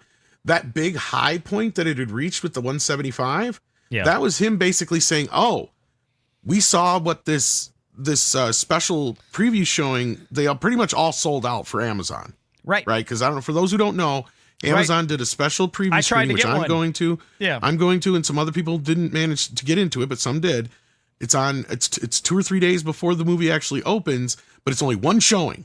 Yep. And you got to get to a specific theaters, and you had to go through Amazon to get it. All those sold out. So he factored, I think, that into this. Yes. And that's what I think bumped it up. He talked about that. Yeah. And it's the same thing. Like that's the same thing I'm doing tomorrow for F1. I got the special thing with F1 to go to the fan event tomorrow because I've been a long time Apple subscription person. Like, I've got Apple One, I've had Apple TV. And the reason I've told people this before, the reason I have the whole like $35 a month Apple package is because I've got myself, I've got my wife who's a music teacher. I've got 3 kids. They're all teenagers. 2 of them are girls. So everybody uses Apple Music. Everybody's got iPhones. So we all use the Apple backup storage to go with our phones and our laptops and stuff like this. So the Apple One plan, but the cool thing is that because I have Apple News, which I use all the time on YouTube, because I have Apple TV and all this, I got a special, hey, you're an Apple guy, you get to buy tickets to this early screening of F1 that's on Monday. Nobody else is going to see it till Thursday. So I'm like, hell yeah, I'll take that. So I had to switch out my Thursday tickets because I realized I'm going out of town, and I bought the ticket like a month ago. And I got 2 tickets to the Monday. Dune had the same thing too, yeah. So I mean, they look at this and they go, hey man, that fan event for F1 just sold out like crazy through Apple. So we're going to push the numbers up, right? And if you look at Sean Robbins' tracking for that as well, let me go back and flip it over there. But he has that on here. You look at F1. He's got F1 currently at 59 to 75 million. Now, the difference there is obviously the proximity to this thing opening. It officially opens in 4 days. Screenings like mine start tomorrow night in IMAX, special IMAX theaters. And I couldn't even find the IMAX theater that was near me. I've got to drive an hour out of my way. But I'm like, I'll do it because I really want to go see it.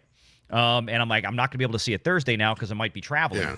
So I'm like, let me go see it Monday. Apple's going to let me in to go see it Monday. Sweet. Well, and I think it also got kind of bumped down by the actual final tracking number that came out through, the ones that we're talking about now, the lower end one, because outside of that preview screening, the other screenings have only been selling about on the level of Fantastic Four and some of the other stuff. Because I think people are actually waiting to see what those first few people say about the movie. I think people are kind of waiting it out just a little bit. But at the same time, in those pre-sales, they've already sold more tickets than the Batman did. And the Batman opened at $135 million opening weekend. For which one now? For which movie? The Batman. No. Which one sold out more tickets than the Batman? Superman. Yeah, okay, that's what I thought you said. That's what I'm saying. So at this point already, Superman is even on like just at the rate it's going right now, that 135, because I think THR and some of the other ones come out behind that. That's what they're sticking with, is the 135. I think that's probably more accurate. I actually think I think 125 for Superman's opening weekend is reasonable. It's coming right after that big July 4th frame. You got Jurassic World Rebirth in there that, that don't look good if you believe Sean's number 67 to 77. But I'll be honest with you, issues, it doesn't surprise me one bit. I've been saying for months, the power of Pratt compels you. I've been saying that for years. But I've been saying about this movie, when you don't have Pratt in it, you don't have that strong male likable lead and you got like this. Girl boss problem too. Yeah. Is it any surprise then that I'm hearing from my sources that Chris Pratt is probably going to be the lead guy for these Avengers movies coming up instead of Pedro? Not surprised. I mean, you have to. You cannot put it on the shoulders of Pedro Pascal. I mean, people love Chris Pratt. Even when he's in bad movies like Fallen Kingdom, people still love him. Well, he's a likable guy, and he's kind of one of the few guys you could argue is kind of a movie star, right? Like people know him. And I got 4 for Jurassic World. I got 4. They came in the mail today. I'm gonna see if RJ can go grab them. I haven't even opened them yet. They are still sealed. They're like baseball cards. I got 4 IMAX tickets from Fandango, the special thing they did. And this wasn't for me. It was for RJ. Because he's still, if the movie sucks, he won't care. He wants to go see big monsters, dinosaurs, and things getting blown up. He's in it for the action. Yeah, so, I mean, it has like a group that will go see it. I don't think it's going to fail, but yeah. No, it's one of those things to where, again, Netflix will be very happy when they get their hands on it. Or I don't know if this may still be under the Amazon contract. I don't remember, but I don't remember. But I think the rest of the Netflix contract picks up. It's new enough. It might be under the it might have a Peacock run, I would imagine. Oh no, wait. We'll have Peacock. Everything Universal does. Oh, goes you mean to Peacock after? Yeah, then they'll probably just do that. The middle 10 months. The middle 10 months. Yeah, the first 4 months of the pay one window, Peacock takes it themselves. And Jurassic has a good presence over there because they got what 1 or 2 animated series already as it is over on Netflix for Jurassic Park. Yes, I think. Yes, because Netflix up until now only had the animated deal with Universal. So they got Super Mario Brothers. They would get Minions, Gru, all that kind of stuff. Now they're going to get everything. But I think that starts January of next year. So I think this will still go to Amazon after it spends 4 months on Peacock. And then we'll go back to Peacock for the last 4 months of the pay one. But that aside, I mean, but you look at the proximity you are to these things. And again, I mean, Jurassic World comes out in, well, it's going to be a week from now. We'll be talking about it. I mean, so it's about 10 days away from opening. Right. So it's getting close enough. And I'm wondering, I mean, there is so much. You've got F1 this weekend. You've got Lilo still out there. You had this Disney thing coming out there. I don't know how much of the marketing has really ratcheted up yet for Jurassic. I think it's probably going to kick into high gear later this week and into next week for sure. Right. That's where probably the bulk. Because again, if this was March or April, you could stretch those dollars out because there's not a lot of competition at the box office right now. Like for the next 4 weeks, it's just bang, bang, bang, bang, bang. So I mean, you spend your marketing dollars. Everybody knows what Jurassic World is. You don't have to explain dinosaurs to people. You just have to say, hey, the new movie's in the theater, go see it. So, and it's got to be good. If people go see it, it winds up being Fallen Kingdom again, and you have no Chris Pratt, It's like Transformers. It's there to sell some dinosaur toys for Christmas. Exactly. That's the funny part, bro. Is like well, here's the thing. It's kind of got it's a funky spot right now because you have the younger generation that grew up with these Jurassic World films. Yes, they will probably show up. You got the kids that always love dinosaurs and monsters. That's something I always stand by. The problem this movie has is the monsters. Are they going to be monsters that kids are going to want to play with? Because you have the new Creepyosaurus thingy. Alien 4. It's like Alien 4. It is. It looks like Ricky Bearwick or something like that. It's like, what the fuck is this thing? Somebody made a Ricky Bearwick dinosaur. And then you got the more realistic looking raptor that literally looks like a 6-foot turkey, like the kid said in the first movie. It's like, okay, so did you not get whacked in the first few minutes? Oh, geez. So they're dinosaur birds also have mated with mutant aliens. Now they're loaded with nuclear weapons and they're coming to bomb a theater near you. So maybe kids will be interested in this, but you're right about this being like Transformers or almost Fast and Furious at this point. I think a lot of the adults are looking at it as like, this is the 6th, 7th, 8th one in the series. I don't care anymore. There's only one that was great. There's only one. Really, 1.5 maybe. Right. And everybody seems to like one of the sequels, but like, Since then, they have decided behind the scenes they don't have to be great. There's no need to pay to make it great. Just it's got to be good enough to sell dinosaur toys to little boys. It's like a Transformer movie, right? But at least these still do better than the Transformer movie. But that's where the other problem it has here. Why are you making Scarlett fucking Johansson the star of this? This makes absolutely no sense. I think that's going to go down as the biggest mistake. And I hate think to you're say right, this. Valiant. let me be honest with you. If this had been the Scarlett Johansson that was dressed up like she was as Black Widow, maybe different. But yeah, and not little boys buying the toys. We're going to talk about Sophie Cunningham. You know what I'm talking about. You don't see what happened with the WNBA. You get somebody like Sophie Cunningham in there, and all of a sudden she, picks up 2 million new followers on social media. And I tell you right now, I think what was it like within 2 hours, every Sophie Cunningham shirt, jersey, all that had sold out. They're like, oh my God, there's hot blondes in the WNBA. Where were these girls? I'm sorry. It's my point is to compare these two sports. Big monster movies, these are still audiences that are demographically dominated by men. And it's not that we don't like to see pretty women. It's just that the problem we have now is that it's almost like repellent, right? Like that's what happened to John Chick. Because nobody wanted to go see a girl kicking ass again. It doesn't matter if the movie was woke or anything like that. Which it wasn't. Yeah. It's just that people saw a girl boss or girl and they think, okay, girl boss, I'm out. And I think people are going to have the same kind of guttural reaction here with Scarlett Johansson. And yes, she's a beautiful woman, but she's also been playing down her sex symbol persona. Which I get because she's a mom now and all this, and I totally respect that. I really do. But the reality is, again, because this is what we do here, Hollywood through the business and financial lens of reality. Yeah. If you're going to put a female action star, because this is what you're trying to do here with ScarJo, as the lead in a movie like this, you can't ditch the sex appeal. I'm sorry. And not just that. It would be different if she was taken over for Bryce Dallas Howard as the female lead. Yes. And Pratt was still there. That would be a different scenario. Yes. That's not what we're getting here. And they're hiding the male lead. Look, and I've had people who've seen the movie and they broke it down for me. I wasn't even aware there was one. Yeah, see, that's my point. They're hiding him. And there is instances and cases in the movie where she's not so much a girl boss as what people are telling me. I'm like, it doesn't matter. It doesn't matter. Furiosa, John Chick, they all showed us the same thing. They can still be non-girl bosses and people won't show up because they're like, nope, I'm checked out. It's reflexive. That to me is a red flag. Yep.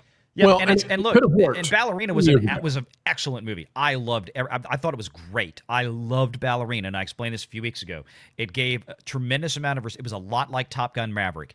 They did not, Wick was there, and Wick is ultimately still very much like, and maybe not the quintessential hero, but he's definitely a hero. It's very much clear at the end of that movie that if he wanted to kill her, he just had to do it, and she wouldn't have been able to do a damn thing. And it was set up well. He was given respect. She did her thing, and everything she did was believable, at least in my mind, because they didn't make her this impervious. when she got into a fight with a 200-pound man, she got tossed around the screen like a rag doll. It was she had to outsmart them, outspeed them, outskill them. She could not outmuscle them. She had to get a weapon. So they did the movie right, but I think you're right. People reflexively look at this and they go, it's going to be another, every female action star is now Wonder Woman, right? Which they didn't do that in Ballerina. And like I said, I go watch it again in the theater if I had time.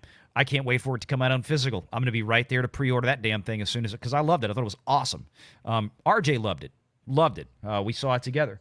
But this is not the audience's fault, and that's the way they're going to try to present it. It's Hollywood's fault because audiences loved Kill Bill. Kill Bill would not work today, and the reason is because people don't like Rey. They don't like what Brie Larson did. They don't like the girl boss. They don't like the Mary Sue. And after a decade of that, they've destroyed that opportunity. So that's gone now. They can't unless it's Chun-Li from Street Fighter. Nobody wants to see a girl beating up a dude now. Or if they actually did Kill Bill 3 with Uma Thurman, then people would show up. Or if you got like Mila Jovovich to come in instead of maybe, because then they can actually buy her in that kind of a role. You have a known quantity. You have a known quantity there. That's like the audience is already programmed that this is acceptable because this started in an era before they screwed all this up, and this character was part of that pre-screwed up era. Bingo. Right? Bingo. So they're going to come in and... Yeah. Go ahead. No, I was finished. So No, you're fine. I was going to let you finish. Go ahead. no, I didn't have anything left. I just wanted to mention this, just kind of getting back to this real quick. Well, like if they did another Long Kiss Goodnight movie, maybe that would do okay. But again, that goes right along with your point. Is all I was going to say. Yeah. Yeah. So. Yeah, you gotta give something to people that they recognize. Speaking of that, that's exactly what they're trying to do here with James Gunn's Superman. Warner Brothers, David Zaslav's Superman hits tracking with 90 to 125. Okay, so we just explained, again, this is not Sean Robbins. This isn't Box Office Theory. It's Deadline Magazine. They didn't have any tracking before this week. This hits tracking, meaning this is the first time that we are going to give you a figure on where we think this is going. And a lot of times with these films, with stuff like this, you won't even see Deadline drop a tracking figure until the week of. Superman isn't coming out this week. It's not coming out for another several weeks, right? It's coming out. This one's on July 2nd. No, July 2nd is Jurassic World. July 11th is Superman. Sorry. So this is still several weeks away. So for Deadline to be putting out a big early tracking article on a singular movie like this, nearly 3 weeks, 2 weeks, 2.5 weeks, whatever the hell it is right at this point, ahead of schedule is pretty cool. Okay, but there's been nothing before to compare. So let's see what they say here. Superman, the first movie, arrived on tracking with 125 to 145 outlook on NRG. So again, yet another site. Okay, another site, not Deadline. However, various distribution sources believe the real range for the domestic opening of the Gunn-directed movie is more than 90 to 125 range. In NRG's tracking, I don't know whether or not NRG's tracking is part of the algorithm for Sean's tracking on Box Office Theory, right? So everybody has different ways that they come to these numbers, right? So the key is that if you're gonna say, okay, let's look at Deadline. Now, if Deadline's at 100 or 90 to 125, if they give us a figure 4 days before Superman opens 2 weeks from now or whatever it is, and they say, well, that tracking is held, or that tracking has gone down, or that tracking has gone up, then we can say, okay, there's a problem, because the same system is tracking using the same analytics, the same metrics, the same variables, the same algorithm is now saying that there's a shift in the winds, right? That's what you got to try to pay attention to. 90 to 125 million, and that's from distribution sources. So again, that's another. So now we've got Deadline using distribution sources. You got NRG out there, and you got Sean Russ. We got 3 now, right? And they're all saying different things, and we're still roughly 3 weeks away. Because he's a brand name, Superman pops on unaided awareness, the category where moviegoers polled automatically cite a movie they want to see without being prodded by a pollster, right? Because it's Superman. Everybody knows what freaking Superman is, right? So does that mean Star Wars now would have unaided anti-awareness? Yes. Yes. Because there's no Rey movie now. Unaided disdain. Maybe that's what it is. Yeah. With a 30 in unaided awareness, it's higher than Top Gun Maverick. But is that the right comparable? Better to look at first choice, the definitely must-see category for those willing to get off their couch. In first choice, Superman is below post-COVID superhero movies such as Thor, Love and Thunder, The Batman, and James Gunn's Guardians 3. Okay, here's the thing, though. Remember the summer that Love and Thunder came out? Wasn't that like that was 2022? The theaters really there was no major summer blockbusters in 21. Remember, Black Widow was the first big thing, but it co-released on Disney Plus. And then all we got later in the year was Shang-Chi and the Eternals and all this other. There wasn't a big thing. 2022 came around, and we got a Chris Hemsworth, like an old school MCU, big time MCU film, or so we thought. And of course, it turned out to be a giant donkey turd. But 144, there was no competition, right? And people were excited about anything of that scale because a lot of them hadn't been to the theater to that point in 2 years or more than 2 years. So just keep that in mind. The Batman, that came out early 2022, right? Same kind of thing. And that was even with, go ahead. And this is what I don't understand is it already, as far as I know, unless I read it wrong or got some bad information, the pre-sales have already exceeded the Batman. That's what I'm saying. So right, is that, right there is a demographic you're going, so you're just going to ignore that? Like, and you're going to plump this in there and say, oh yeah, it's going to do this bad. Well, so what they're saying is that the 30, like they have this score of a 30 in unaided awareness, okay? And that 30 is what they're scoring as being higher than Thor: Love and Thunder, The Batman, and Guardians 3. But again, my point is that take Guardians 3 out of there for a second, but Thor and The Batman were two of the first big movies to hit theaters after theaters really fully reopened again post-COVID. So I think it's a little bit different dynamic. Here's the rub. They say the first choice... Yeah, there's a lot of different things. I'm not going to disagree with you there. Sorry. Well, here's the point, Tom. This is why I don't like... Whatever they're using, this first choice thing, I don't think is working at all. First choice for this year's Captain America Brave New World was higher than Superman by 71% at the same point in time. What? I say, didn't Brave New World's tickets go on sale like way earlier too, though? That's what I'm saying, is that movie opened at 88 million, and they're saying that Brave New World's first choice in this metric was 71% higher. Oh, this is where they ask people. Oh, this is that whole thing. Yes. Okay. Yes. So yeah, it's like, unless you're asking the same 10 people, how is that the same thing? What that's or the same problem. 100 people? Like, and I don't understand how you're getting that metric. But anyhow, we don't know. Like, well, here's the point. Now, imagine if we don't know what the sample size for this is. It 10 people? Is it 100? Right. I promise you right now, if Mark Mitchell, our buddy from Rasmussen, was right back on this show right now, he'd be looking at this going, I would love to see the crosstabs and the sample size of this. see what's going on here. Because his brain, he's going to look at this and go, that just doesn't seem like it works. Like it's like political polling, exactly. The data set is shit. Is the point? The data set is basically shit. If you're telling me that Superman is being beaten in this data set with this polling, whatever they're doing for this, asking people what's your first choice, you're telling me that Captain Falcon DEI is beating Superman by 71%, then Superman is going to have an opening weekend of $30 million. Okay? Or some stupid thing. That's not going to happen. This is what I'm asking is, who are you asking, right? Because if you ask 100 people in one setting and 100 people in a completely different setting, what if unless it's it's all, what if it's controlled all internet group, bots? What if it's all internet bots answering this? You're getting to my point. You're getting basically to the same point I am. It's like, unless you absolutely positively know you have a controlled group of people that you're constantly checking in with, how do you know this group isn't being taken over by fucking Snyder bots or something like that? I have no... Exactly. That's what I'm saying. This doesn't makes no sense. If they really want a mind screw to go on right now, let me just say this. If anybody can look this up, if you go to Google Trends and search for the past 90 days, Superman 2025 versus the Fantastic Four First Steps, make sure both of those have the subtitle 2025 film, so you're doing an accurate comparison.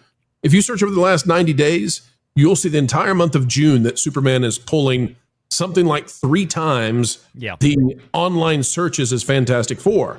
It's not even close. Listen, and the movies only come out 2 weeks apart. Superman comes out 2 weeks before Fantastic Four. They're not that far apart. Well, if they're trying to pretend that Brave New World was tracking higher, then good Lord, Fantastic Four is gonna be under the floor. Well, let me. They're even leaving out the fact that Fantastic Four tried to boast that they had the biggest pre-sales in 2025, and Superman dwarfed that with one showing. One showing, that Amazon showing. That's my point. Yeah. They crashed the servers, Tom. They couldn't handle the Fantastic Four interest. Couldn't handle it. That's where this is going. So like that movie opened at 88 million, talking about Captain Falcon DEI. In addition, Superman's first choice is 64% behind that of Matt Reeves' The Batman in 22. Again, this doesn't make any sense to me. We already told you, and this is where Deadline kind of, I think, scratched their head and go, this seems weird. We already told you that Superman is the best advanced ticket seller in its first 24 hours for 2025, with the Pix Amazon Prime Early Access paid screenings flying off of Fandango's portal. I couldn't get my hands on one. I tried. I couldn't get my hands on one to save my life. Those screenings are on Wednesday, July 8th, 7 p.m. Again, same thing F1 is doing. Apple's doing with F1 tomorrow night. I got tickets for that. Very happy. 3 days before the Pix July 11th opening for Superman. Superman's pre-sales outstripped that of Disney Marvel Studios' upcoming Fantastic Four First Steps. Now, pardon me, What's interesting about that is because one of the things that Disney, especially Disney Marvel Pictures, do better than anybody else is front-loading that sucker. Like when their tickets go on sale, all the Disney Marvel stands run out there, and they go out and they buy their tickets as fast as they can. And that's how we wind up with some of these kind of cockeyed tracking estimates for Marvel movies early on, is because the pre-sales come in real fast, real hot, right? And then it just brick wall. The walk-up traffic never really happens for it. It doesn't back up the pre-sales. This is why Marvel movies in the modern era post-Endgame have such a relatively short shelf life. And again, there are some rare exceptions out there. But overwhelmingly, with the exception of Deadpool and Wolverine and Spider-Man, hang on, they hit a brick wall quickly.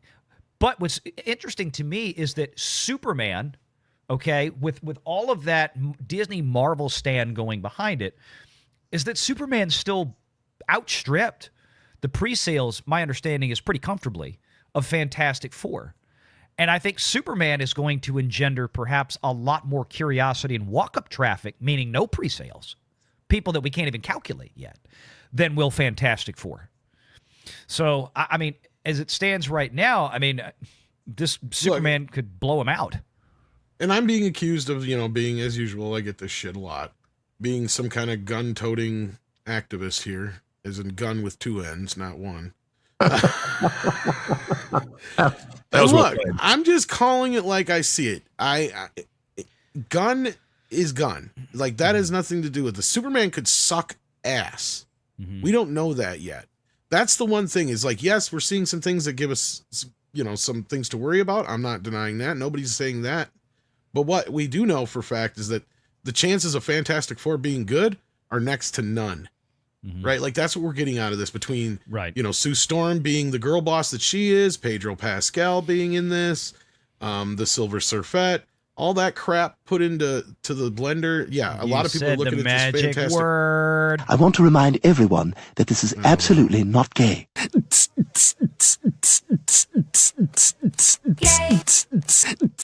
That's all you're gonna get. Anyway. Man. All right, let me grab one of these because we got Staccato with a $100 super chat. I just saw this, and 20 gifted Valiant Renegade channel memberships.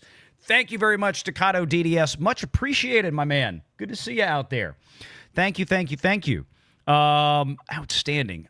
You get something new too. New rule, if you are a white guy with a beard, I am allowed to call you Josh, Sam, David, Kyle, or Matt, and you are not allowed to correct me. All of those names are synonyms for white guy with beard. That's okay, ping pong, as long as you are not allowed to drive or work any other job other than nail salon or massage parlor. Okay, thank you. Have a good day. We're going to hell. I know. It's gonna be such a fun ride. Okay, ping pong. I died laughing when I saw that. I was like, I gotta have that one. It's like, I gotta have that one.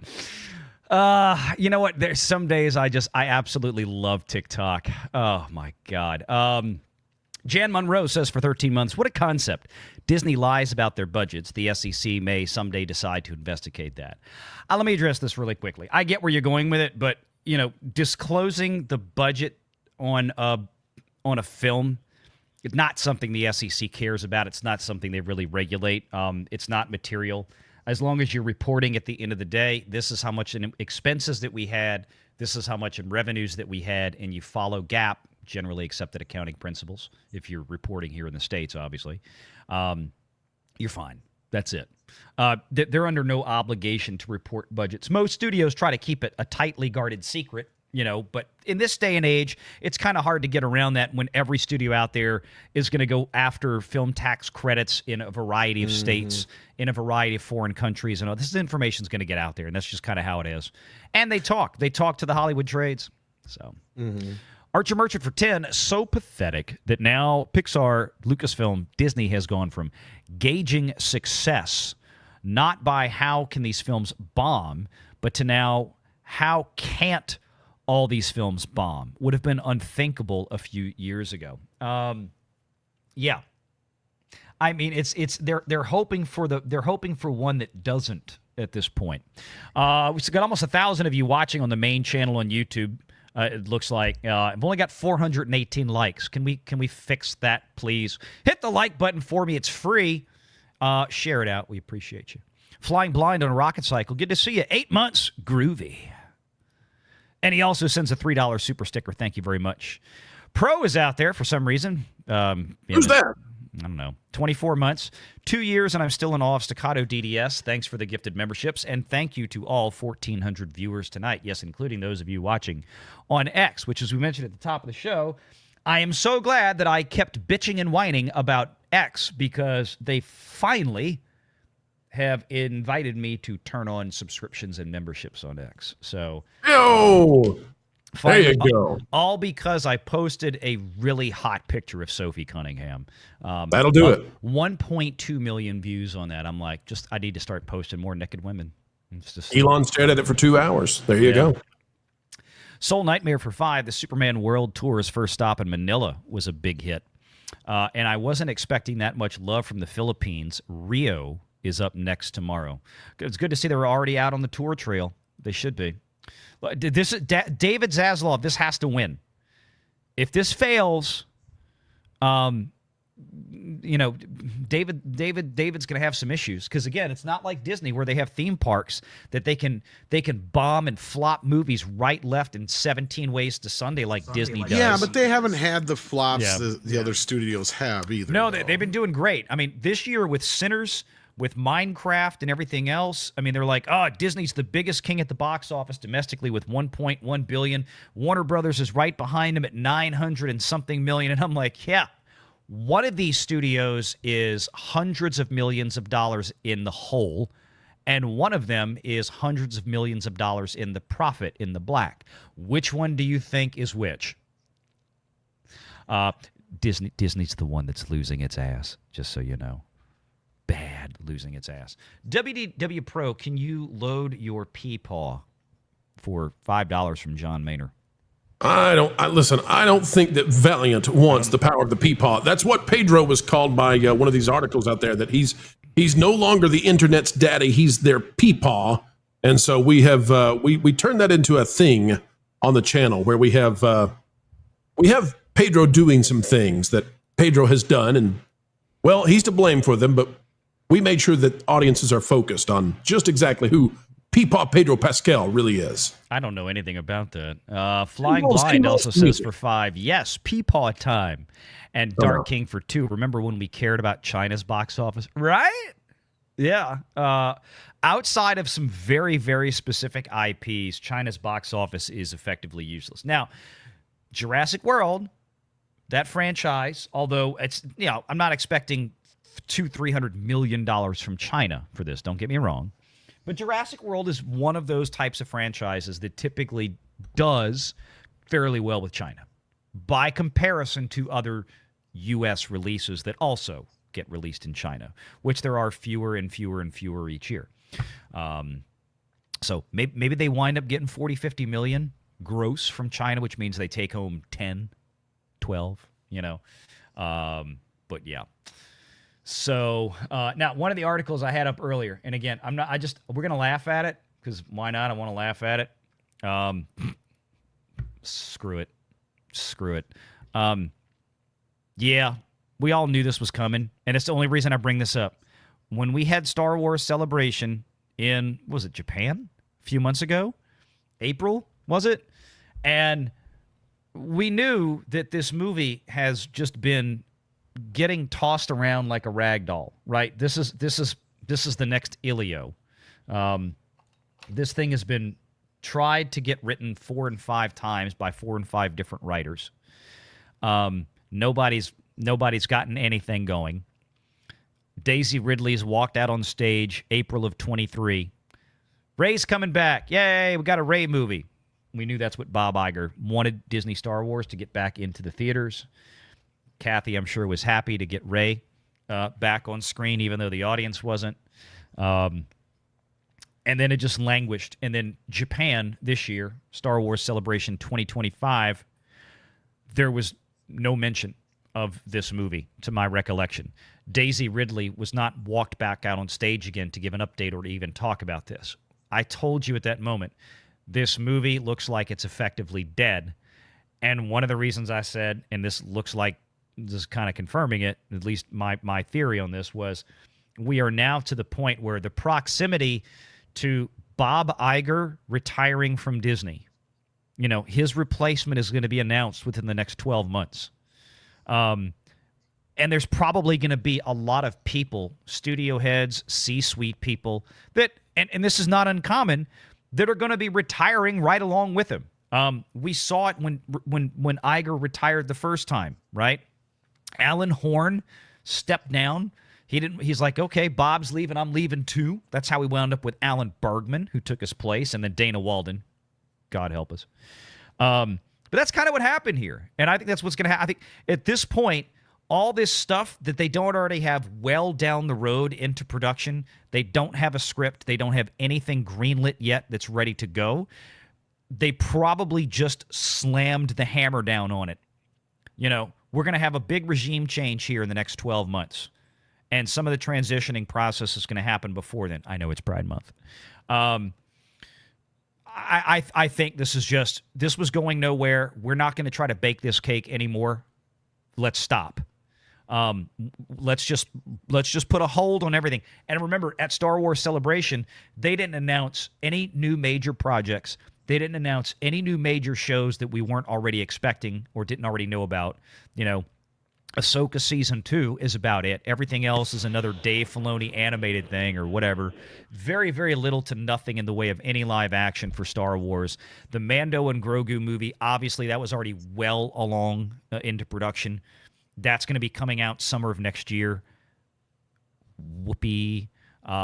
I think honestly, this also seems to suggest at some level that the Walt Disney Company is they're nervous. I think they're nervous about what Mando and Grogu's commercial performance is going to be next summer.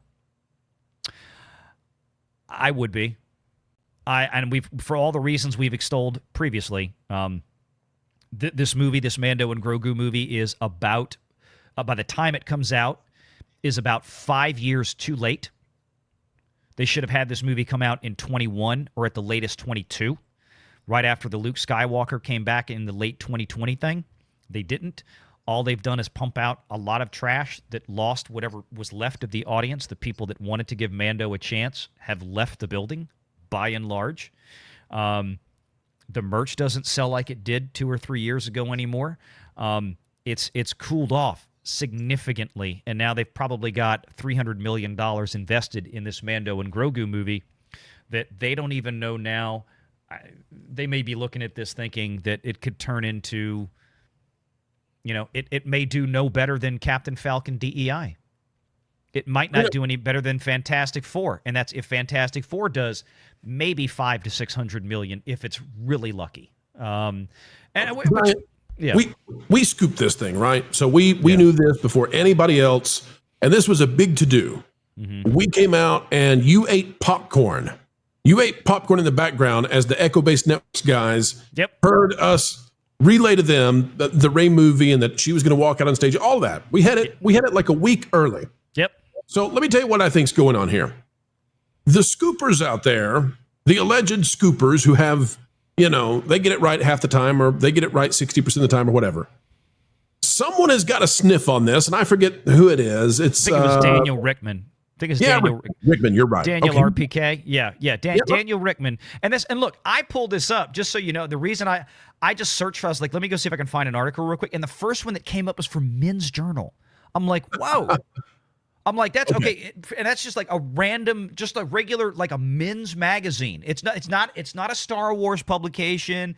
It's not a Hollywood entertainment. I'm like, even just the normie publications out there have picked up on this. And everybody's starting to realize basically what a mess this is. And that's why I was like, I want to use this article because it's in Men's Journal. It's just, it's the same thing if they had taken this and written it in GQ. Which is mostly, I think, for gay guys now, but it's like Like this is where this story is being reported now. They're picking this up and they're running it in normie places. Well, let me tell you what I think Rickman's up to and what the rumor's based on, okay? Because I think I know what this is. First of all, I don't know how you delay a movie that was supposed to release in 2025, and I've got the evidence for that. Let me see if I can. Let me see if I get the link for that. Oh, we know it was. I mean, they announced it. They said Christmas of 25. Yeah, I'm gonna put this in the private for you. Okay, you've got it now. 2025 was when this thing was supposed to release. The script's not done. They have never had a completed script for it. No, even when they got Stephen Knight. Right. So you've got Rickman now, and it's a new guy who's doing the script. Okay. If they don't have a script, and Kathleen Kennedy is getting ready to leave, and we know now that she's going to leave either later this year. She's leaving with Iger. She's going to do an Alan Horn. They're both in their 70s. I mean, she's already indicated she's retiring. Oh, I'll never stop making movies. Yeah, but you won't be at Lucasfilm anymore. So here's the scoop, okay? If you're wanting to get a scoop out there, and you're wanting to build your cred, and maybe Rickman's got it from an inside source, I don't know. But if you're wanting to do that, if the script's not done and Kathy's leaving, Confucius says that the next person who takes over Lucasfilm has got to be the one who decides if the script goes through and all of that, right? We've run out of time. The clock is out. Right. Kathy is not, at the 11th hour and 59 minutes going to approve a Rey movie. No. She's not going to do that. That's been taken from her now, right? Right. Okay. So I think she'll still get executive producer credits on it though if it ever comes out. But here's the thing. How do you delay that which has no date? That's it. And has never had a date and doesn't even have a script. How do you delay that? So I know. I think specifically the language was, and this is what you sent me, but yeah, this is from one of the Star Wars Twitter pages. But yeah, back April 12th, 2023. There it is. Lucasfilm's currently hoping to release the Rey movie in 25. Wasn't it on the calendar too? It was slated for a Star Wars Christmas frame release, just like the last 5 that Disney did, right? Nope. We were like, nope. Writer 1, Writer 2, Charmin Obaid-Chinoy. I enjoy making men uncomfortable. I like to make men uncomfortable. Yeah, that's just directly a very good Chinoy impression. Very good Chinoy impression. The movie, though, okay, so the Rey movie that was slated for this year at Christmas, that then, because they couldn't make it, they had to take Mandalorian Season 4 and transform that into a movie, and then that couldn't make that deadline, so they had to delay it 6 months. So that's the kind of mess we've had at Star Wars. Folks out there, if you think you're getting something good for the Mandalorian movie, you're getting Season 4. You're getting the final 2 episodes of Season 4. Well, that's what everybody's been saying, is that it's just a glorified 4th season of Mando that they slammed on the screen because Iger needed something to be back theatrically, because there was a lot of shareholder clamoring behind the scenes that, hey, Star Wars is now just a TV show. I mean, it had a big impact on merchandise sales, had a big impact on everything for it. It looked like a cheapened brand. Well, now it's a broken brand, but just for argument's sake here, according to insider Daniel Richtman on his Patreon, the upcoming film about the Star Wars heroine announced in April of 23 is being shelved. The good news is Richmond says the movie is not canceled, but rather temporarily on hold. So it's not even right. It's not even a delay of we're going to push back the release date. They haven't done anything with it. I mean, it's gone nowhere because nobody can get a script basically that makes Kathy happy, and we know that's always the case. This has happened over and over and over and over and over and over and over and over and over again since she's taken over Star Wars. Well, is it Kathy though Valiant, or is it Alan? Because it's probably both. Kathy takes to Alan, and Alan says nope. Yeah, there's also why do you think Stephen Knight left this? You think Stephen Knight probably really would have enjoyed, oh man, I get to work on a Star Wars movie, that'd be cool. And then he probably tried to make things, and he probably tried to do something that it's Stephen Knight. It was probably going to be really good. Kathleen Kennedy probably said, no, we need more girl power. We need more of this, all the usual stuff. And Stephen Knight just said, dude, I got my Peaky Blinders movie to work on. I've been trying to help you with this for a year now. We've gone nowhere. I can't take it anymore, and I'm not playing the stupid game. Put another gay diverse woman in it. Make it more fucking lit. We just can't take it anymore. Kathy told Stephen, we really haven't done this enough at Disney. What about if Rey is the aunt to an abandoned child who's lost both parents and is weird and strange and possibly on the spectrum, but an alien comes in and saves the day? We haven't done that, Stephen. Let's do that. Yeah.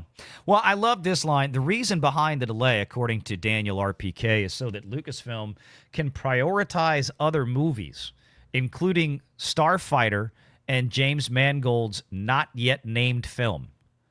Well, you're two movies that have literally gone nowhere at all, and a Rey movie that they brought her out on stage 2.5 years ago now and announced that it was happening, and in 2.5 years have gotten zero things accomplished. I'm not trying to pick on Daniel RPK, but whoever's giving him this information obviously that's just a bunch of bullshit. James Mangold. They're not prioritizing anything for these. They're shutting it all down for right now. There is not going to be a single new thing that is going to move meaningfully anywhere with Lucasfilm until Bob Iger has left the building, and probably several others as well. And it's going to be a whole new regime to come in that's going to, I'm assuming, going to try to hit, whether for good or ill, the reset button on this puppy. And try to figure out what to do, because they can't just keep throwing money away at this thing. It's a rudderless ship, and all they're trying to do right now is put a new leather sofa in the wheelhouse. You still can't even drive the fucking boat, and you're trying to add luxury out. It's like, this is stupid. This is why it has to stop. Pardon my French, but it's hilarious to see the excuse making. You clearly, anyway, you're missing the logic. You're missing the logic. You and your profanities, you have completely missed that James Mangold deserves another chance after having a historic flop with Indy. He needs that Star Wars moment. It's his redemption arc at Lucasfilm. Exactly. Let's lose another $300 million from Mangold. Why not? I had a dream that I was replaced by a diverse woman. Will you check under the bed and make sure there's no Disney executives under there? I promise there's not. Will you please just look and make sure Kathleen Kennedy isn't under my bed? I can't, I don't even know what to do with these guys anymore. But like I said, I saw that, I chuckled, I said, well, I think I know why. Oh, Ray. When the news is all over the Middle East, what you going to do except go back to Star Wars and say, yeah, they're still screwed? Think about it this way. I mean, if you marry it up to something in the political realm, right, where you've got a lame duck president who, can't run for re-election into the second term, and a Supreme Court seat comes open 3 months before the new election. And if you don't control the Senate, what do you think the Senate's going to do to your Supreme Court nomination? They're going to throw it right the hell out. It's like, no, we know there's a whole new regime coming in. You have no power here. And it's kind of the same thing that's going on at Disney. You haven't gotten this thing moved off of square one in 2.5 years. So we're just going to make sure that you understand it's not moving anywhere now. It's not go out and try again. We're just going to put a stop to it because, for good or for ill, like I said, there's going to be somebody else running this place in the next 12 to 18 months, or at least certainly the announcement of who is going to be running the place within the next 12 to 18 months. Well, that's why if you're Kathleen Kennedy, script or not, you push forward and get this movie into some sort of production so they can't pull out. Well, that's why they put the kibosh on her. They said stop. Because I mean, without Disney's C-suite, without the Treasury writing the checks to greenlight production, there ain't nothing gonna happen. And they probably told her, you can try to get something written, you can try to do this and that, but as far as you getting greenlit for this before Mr. Iger retires in 12 months, Mr. Iger said no. Probably went down something like that. What happened is Alan Horn had somebody come in his office. I'm joking here, kids, but I'm not. Alan Horn had somebody come in his office, and he said, "Hey, this Rey movie that Kathy wants me to do. What we got on this?" And the kid pulled out the dry erase board and said, "Well, sir, this looks like it's got Marvel's 3 level of potential." And he vomited into his little cubby there and called Kathy and said, "No." That's what happened. That's what I'm saying. Nobody's going to greenlight any money for anything. And like I said, I think they're going to wait to see, because we are a year away, a little less than a year away from the Mando and Grogu movie coming out. I think with the constant delays and the malfeasance and the complete inability for Kathy to correctly manage a major Hollywood studio, which is usual. They just said at this point, let's wait to see what happens. This Mando and Grogu thing, this might be it. They got to be terrified. Yeah, we might have to just go ahead, because if that movie comes out, remember, Mando and Grogu is the only thing that has been hyper successful for Disney in terms of season 1 and 2, with becoming a cultural zeitgeist moment, becoming a merchandising mammoth. Even though it took them an extra year to actually get, I mean, it really those did. Those 2 seasons in Bluey save Disney Plus. Otherwise, we'd be talking about the death of Disney Plus. That's gone. That's what I'm saying. The only thing they had, it's been 5 years since that, and now it's pretty much dead. Yep. And I mean, I don't care what the Disney Star Wars shills and the Disney Star Wars stands and the 8 million fake Twitter accounts that these people have that make it look like, again, Parrot Analytics says The Acolyte is the biggest show on TV in the world. I heard season 2 is going to be greenlit next week. Yes, Ironheart. Yeah, that's it. Yes, Yeah. and you saw the discussion we had on that. They've already designated Ironheart to be the next Andor experiment for the ratings, because I don't know if you saw Wednesday, Alan had it. He was looking at it. It was on his computer, Ironheart, his preview copy. He said, we're going to start working our way through it tonight. I said, I know, Alan, you can't tell me anything about it. I said, can you tell me what the run times are? He's like, yeah, I don't think that's going to violate my NDA. This was live on air. I said, Alan, look up the run times. Guess how long? Remember, there's 6 episodes. Half the episodes are going to release this Tuesday. The other half of the episodes, the last episodes 4, 5, 6, will release after the new fiscal quarter starts the following week after July 1st. The episodes are all about 45 to 50 minutes apiece, just like Andor. You're going to get 2.5 hours of Ironheart next week, because Alan was looking at him. He gave me all 6 episodes, the run times of all 6 episodes live on the air. And I said, son of a bitch. I said, here we go. They're going to drop 2.5 hours of this turd, and then it's going to hit Luminate, and they're going to act like, it's like, wait a minute. What other episodic show had a 2.5 hour drop this week? You know what's the top of Luminate right now? Isn't it that it's that Amazon show, isn't it? What is it? It's some reality show. Hang on. Luminate top 10. I had this up on my laptop. I got to pull it up on the main system here. Here we go. Check this out. Watch this, because I looked this up earlier. This is. Get ready for Disney's big fat trick. Just like with Andor. Oh, Andor's at the do some mathing on those numbers. Love Island USA, that's it. It's on Peacock. I'm sorry, not Amazon. Peacock. Little old Peacock, like the tiniest little streaming service in the country. Okay, Comcast Universal Peacock. 1.7 billion minutes this past week for Love Island USA. It's some freaking reality show with a chick in it. And it's I'm going to say the budget is less than Ironheart. The budget for all 7 seasons of this show is probably less than 1 episode of Ironheart. Right. So here's the thing: some intoxicated teenage idiots out there, and let's go. That's what Peacock said. They're clocking over 1 billion minutes a week right now. 1.2 billion last week, 1.7 billion this week. Hey, Pro, guess how long each episode of this show is? And this is a weekly episodic drop of Love Island. They're about an hour long. Yeah, that's what I would have guessed. Yeah. So 60 minutes, 60 minutes. Okay. You start adding this up. You look at this. So for every 600 million minutes in this case, if you just use that week's drop, right? And I realize some people are going back, they're watching, there's been 15 episodes to this point in the season, right? And this is only season 7. This is what I love about Luminate. Nielsen doesn't do this. Nielsen just gives you the show, right? Luminate actually breaks it down by season. So it's like, we know that all of this watch time is for the 7th and current season of Love Island USA on Peacock. Dude, that's like, you're talking 20 million plus probably somewhere in there watching this thing.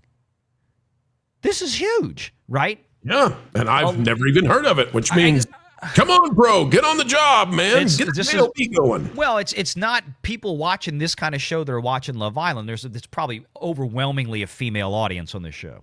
But 1.7 billion minutes, and it's picking up. Even if it's got half of that, even if it's 10 million people a week tuning in, here's the thing.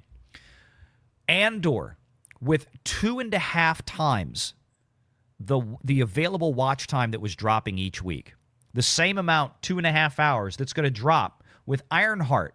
What did I say the whole time when we were looking at these Luminate charts when Andor was coming out? I said, if this thing, considering how much they're dropping each week, this thing should be pulling in close to 2 billion watch minutes each week on Luminate.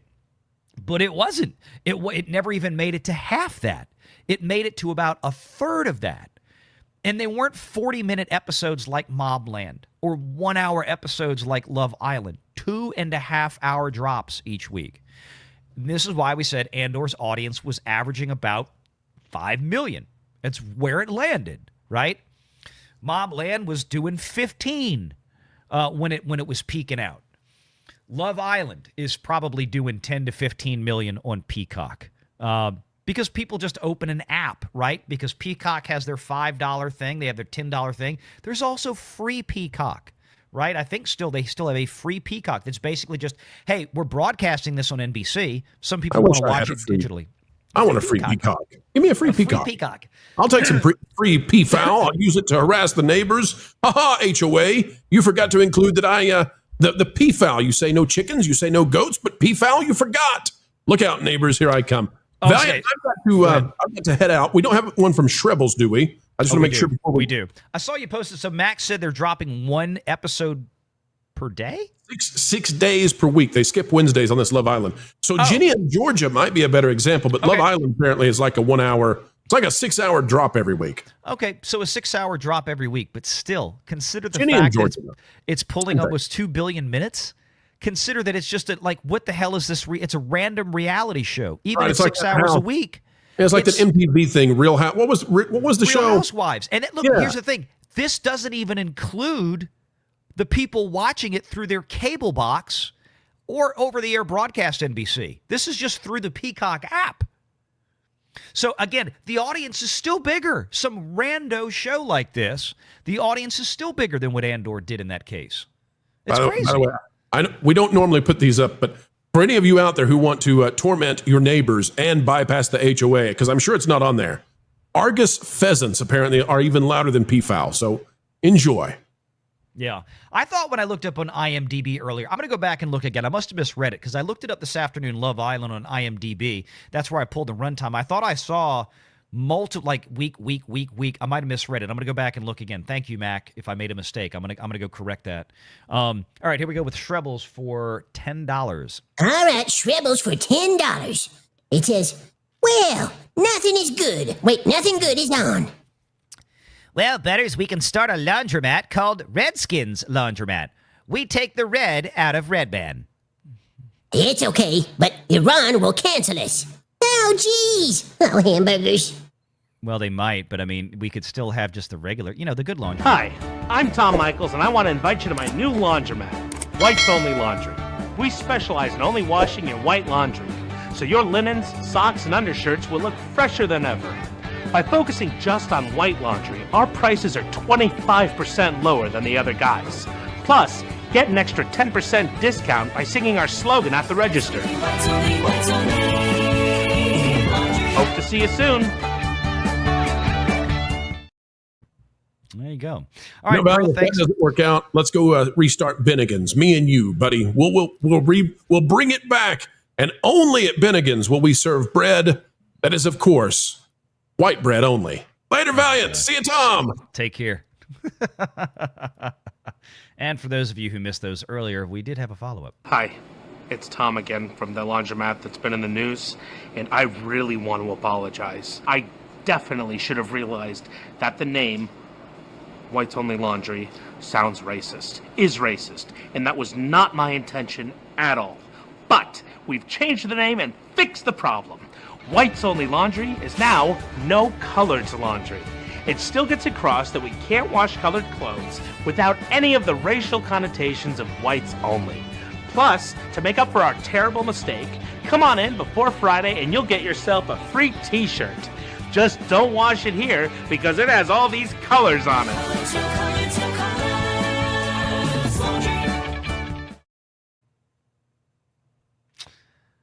And then... Hi, it's Tom again. I'm so sorry. I feel terrible. Obviously, changing the name only made things worse, and neither one of those are appropriate names for a laundromat or any business or anything.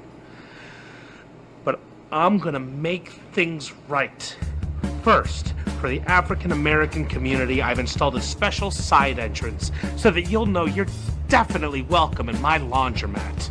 Also, I've set aside separate but equally powerful washing machines exclusively for your use in the back of the laundromat.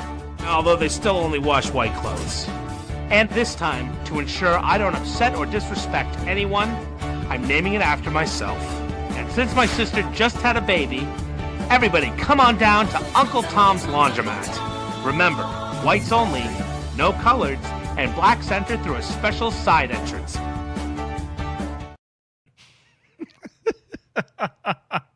All right. All right. Love Island. Let's fix this. Okay. Mac, I know you're out there in the audience. Help me out with this because, and I realize that, and this is kind of weird because again, this is well, I think well, no, it's got to be an original show for Peacock, right? Because they listed on Luminate for originals. Okay, Mac, this is what I saw. We've got, an episode release on Sunday, June 22nd, which is today, a new episode of Love Island. And then you've got another one on Friday, season 6 top. Oh, that's top. I'm sorry. Here. Let me back up. I see what okay, I looked at the top. That's what I did earlier. That's where I screwed up. You're right, Mac. July 9th, 10th, 11th, 12th, 2019. Okay. That is crazy. Okay, that's the first season. So June 3rd, 4th, you're right. They are releasing. Wow. Okay, I never knew that. So scratch what I said about it. Look, Love Island still being at the top of the chart. Again, tiny little nothing show, although I guess you put a, blonde chick in a bikini up there to get people's attention. But yeah, you're right. They are releasing multiple episodes. Monday, Tuesday, Wednesday, Thursday, Friday, Saturday, and Sunday. Good God. So like a show. So they're just releasing one show a day on Peacock. Now that's something. All right, so I take back what I said. But still, look at the trajectory. They're going from 1.2 billion, now 1.7 billion viewers. They're building a huge audience. It's a very low-cost show. Even if you consider, what is it about? Call it maybe 350 to 400 minutes a week of release-ish. Somewhere in that range. Divide that down. Yeah, you still got about 3-4 million people watching that thing. You still got about 3 or 4 million people watching that show on Peacock. So anyway, okay. Well, I didn't know. So exactly, Mac. It still costs nothing to produce. That's my understanding. It's just a stupid reality show of it's a dating show or some damn thing. I mean, it's really all it is. Yeah. See. Hot chicks wearing skinny clothes and gay guys in leather. So obviously, it's a very female-dominated show, apparently. So there you have it. Okay. Let's see. I think we got this one. Yes, Peepaw time.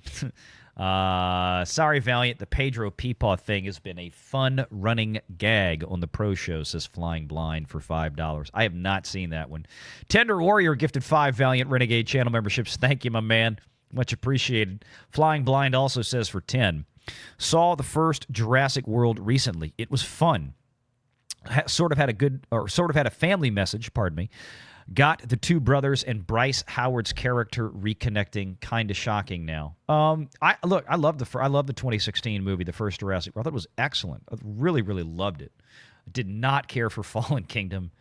Dominion was okay, although I didn't find it had much rewatchability. The first one did. I want this new one to be good. I want to be able to enjoy it. I mean, anytime I'm going to spend $50 to go see a couple of IMAX tickets in a movie, and God knows what else you buy when you get there. I don't want to have a bad experience. I don't want to have a crappy movie. So we'll see. I'll know in a couple of weeks.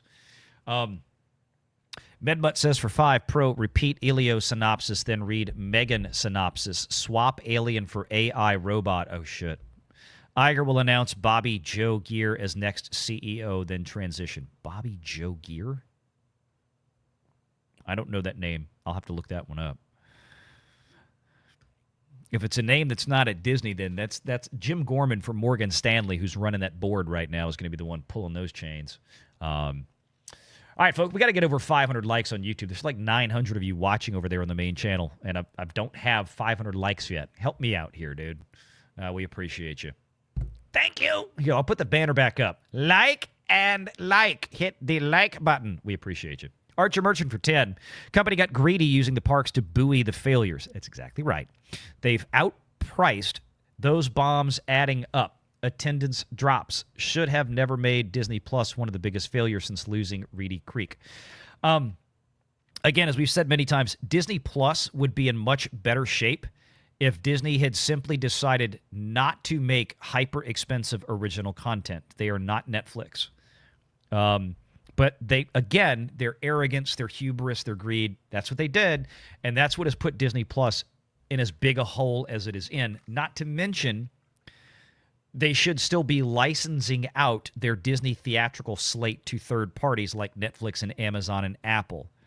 They have lost billions and billions and billions of dollars not doing that for the last 6 years. That's what's really murdered them, because instead of making $2, $3, $4 billion on that slate of films in the last several years, they've actually effectively lost it.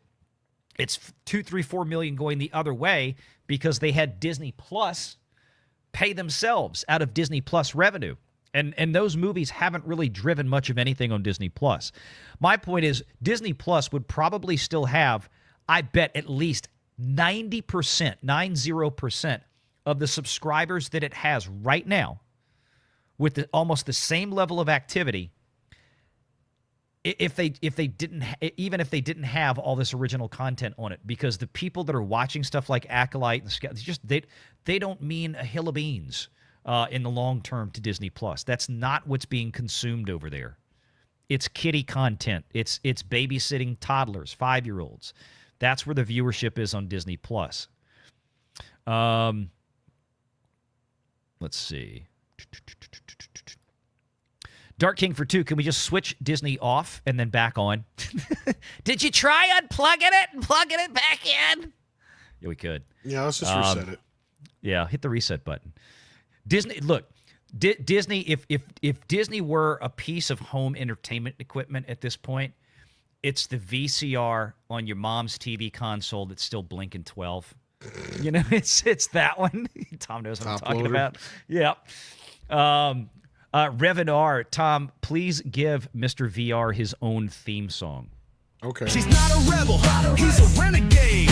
And don't look now, he's making the grade. Scooby doing those box office figures, tax reports, uncovering all the shenanigans at Disney resorts. Coming in like a knight on a steed. He's the commentator we all need. If you want to know what they really paid, then ask Valiant Renegade. Renegade Nation, sound off, let's go. It's time for the Valiant Renegade Show. There you go. You've gotten way too good with that. It's time for the Valiant Renegade Show. I had to give it a little jazz, since you... Yeah. I thought about making a rock theme, custom rock theme with Renegade Online. Thought about that. You know what? Actually,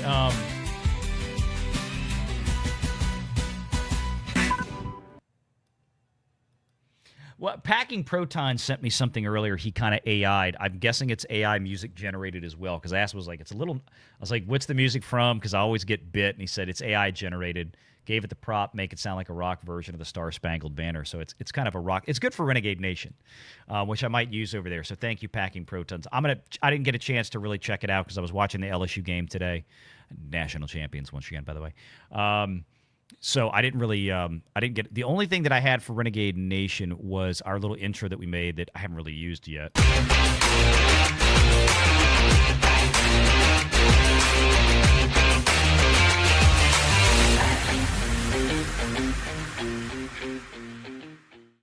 So that's over for the other channel. Which, look, thanks again, everybody, last night. I mean, y'all super chatted. It was a good bit. So last night we had a good opener for that one. Let's see. Okay, what else we got here? I lost my spot on super chats. I think that's it. Yep. James All Day. For $5, the only way for Disney to change is for another proxy fight to happen, and whoever fights against Disney needs to fight hard to win. I mean, look, credit to Ike Perlmutter bringing in his boy Nelson Peltz and these guys. He fought as hard as he could. It's not going to happen now. There's not going to be any kind of proxy with this unless if the world falls apart and the board fails to actually name a successor in a timely fashion again for Bob Iger, we're probably going to have a name, I'm thinking, before the end of this calendar year. I'm thinking we're going to have a name probably by the time we get to October, the new fiscal year for Disney. Might even have it before the new fiscal year for Disney to have that announcement to say, hey, look, he'll be taking over, or she will be taking over 1 year from now, October 1st, 2026, the start of the 27 fiscal year for Disney. And then that person will be shadowing Bob in the C-suite for the next 12 months. I think we'll probably know.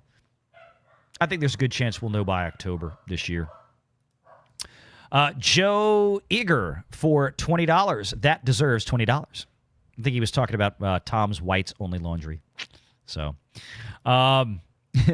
Dave Van Horn says a TWDC, the Walt Disney Company, and all related IP are dead, in my opinion.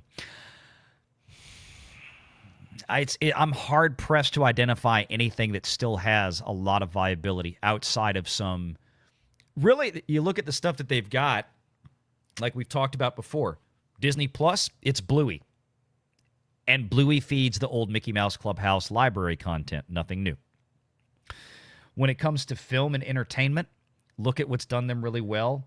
Rehashes of old stuff, or more importantly, Fox properties. Deadpool and Wolverine. Some of the stuff, a lot of the stuff on Hulu that Disney, gets lauded for, and appropriately. But they're all from FX and the old Fox holdovers from the Disney acquisition of Fox. When you look at what are actual classic Disney studios, what have they been making for the last several years? It's really nothing. That Bob goes out and buys stuff. He buys something, he uses it up, they break it, they go buy something else. That's how Disney works. That's how Bob Iger works. Medmut for $2. VR, Bob, Bobby, and Swap I. And I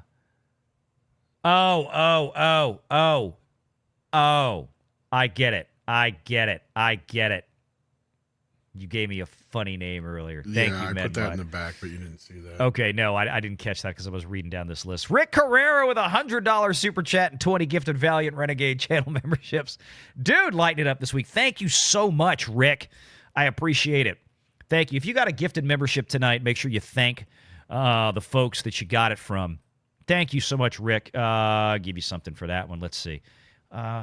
Maybe there's a cup. Oh, wait. I haven't used this one yet. Live at the sinkhole on 4th Street, which unfortunately has already taken the lives of 2 individuals. Correction, 3 individuals. You can see water levels are rising after the storm. We lost another one. Today, we're looking at the city's ongoing efforts to repair crumbling infrastructure. But as you can see, some issues are more apparent than others. Authorities are urging residents to avoid the area entirely. As you can see behind me. Today, we're on Elm Street, examining the city's ongoing efforts to address critical infrastructure. It didn't quite look AI till that point. I know, right? I still like and make sure all the school teaching the children how to be a homosexual and make sure they all teach about the transgender. So that is what important to me. Let's go, Rick. I tell you. Cyrano says, well, Disney Plus brought Phineas and Ferb back, and Tom is playing Galaga. He didn't think we noticed, but we did. Shut up. You busted me. Dude, I love Galaga. Great game. Galaga. And I'm sorry, I don't care what anybody says. Pixels was a great movie. I don't care what anybody says. Let's blow up Galaga. Still love that. Cyrano29 again for 5 gifted Valiant Renegade channel memberships. Thank you, Cyrano. Much appreciated to you, my friend. All right, the last thing that I kind of really wanted to mention before we close out here, this whole issue with the WNBA. And again, purely from a commercial standpoint, and I guess let me find let me pull up the tweet, because I was even shocked at this. I get up the next morning, I was like, I'm just going to post a hot picture of Sophie Cunningham and see what happens. Well, a lot apparently happened. So let me give kind of everybody the backstory on this. And I thought about talking about this on Renegade Nation with all the other news, just haven't had time. And I don't think I'm going to do a Renegade Nation show tonight. I'm exhausted. I need a day off before I burn out. I'm not Jeremy, dude. I can't stream 36 hours a day for 2 weeks straight. I think Jeremy texted me back last night. It was almost midnight. He's like, "Oh man, I'm so sorry I didn't get back to you sooner. I've been blah blah blah." I'm like, dude, I don't even know when you sleep. I was like, don't feel bad. I didn't text him back till 11 o'clock this morning because I was so exhausted last night. I just kind of got in bed and knocked out. Okay, so dun dun dun dun dun dun dun dun dun. Dun, dun, dun, dun, dun. See, this is the new WNBA. I mean,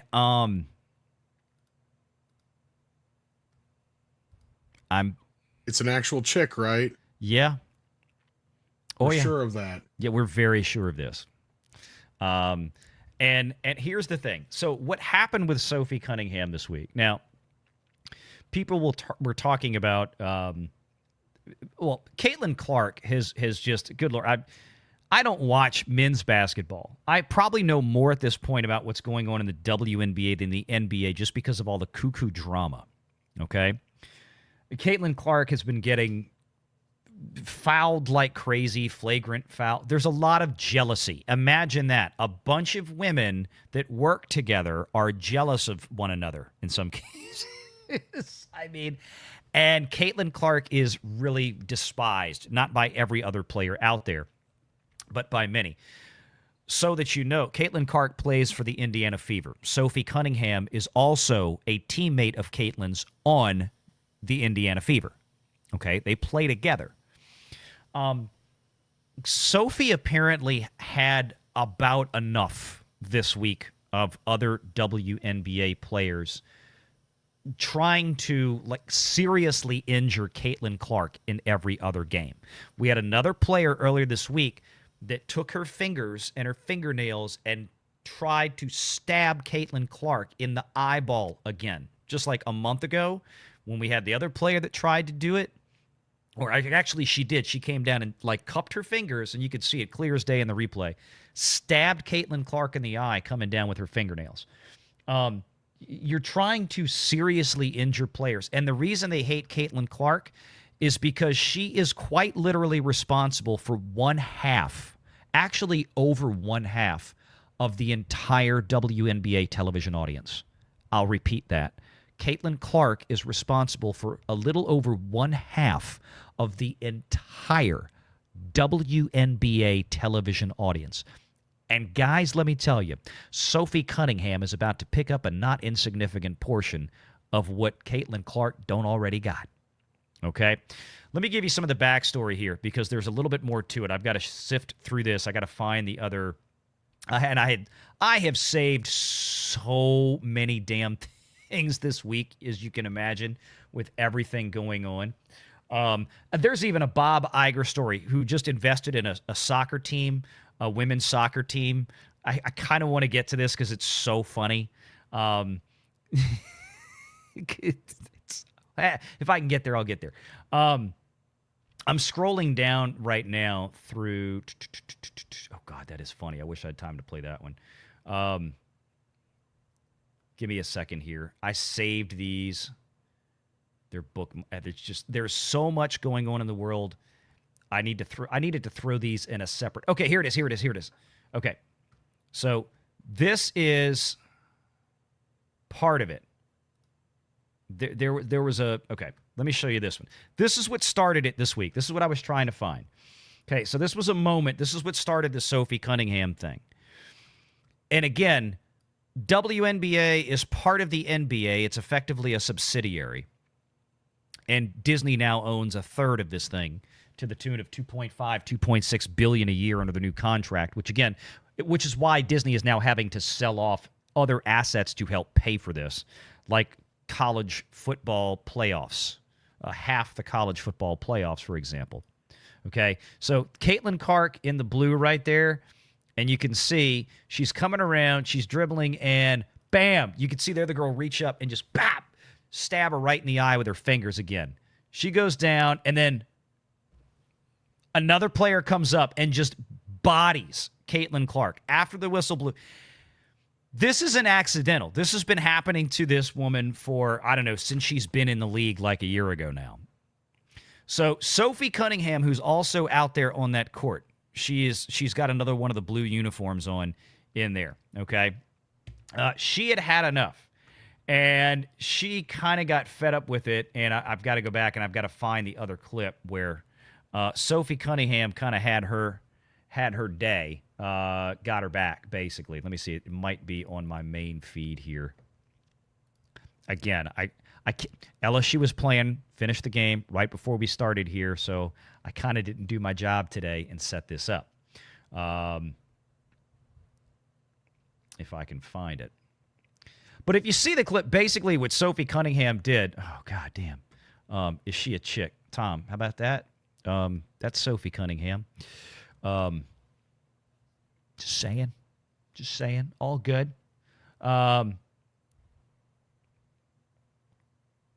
Yeah, here's the other thing.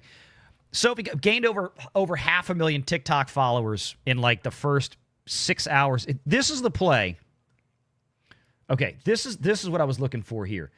See, this happened a few minutes after what I just showed you with Caitlyn Clark, where another player from the other team tried to stab her in the eye with her fingers, and then another player from the opposing team then ran up, and as Caitlyn Clark was completely defenseless, holding her face like this, after the whistle blew, and just knocked her over to the ground hard as she could, trying to break her ankle, trying to break her ribs, trying to just hit her head as hard as she could on the floor of the court. They do not like Caitlyn Clark, and let's be honest, because she's a very popular white girl. And this is why Caitlyn Clark a few weeks ago felt like she had to go on an apology tour about how she was so grateful to all the black women that started the NBA and all this. It was very much a Bob Chapek Reimagine Tomorrow hostage video moment. If you haven't seen it, you can go look it up.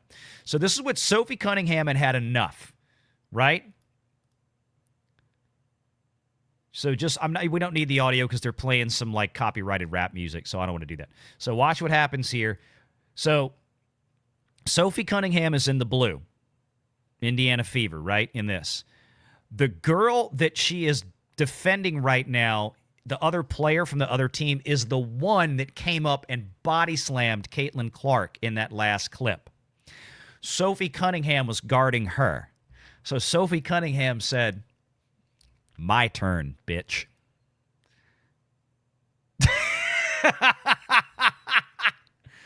Took her to the ground.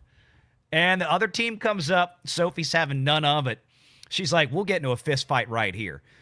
She was not messing around that day. Sophie Cunningham got a suspension from the WNBA. She got a fine of $400 for this. The players from the other team, I don't know if they got anything for their shots on Caitlyn Clark. But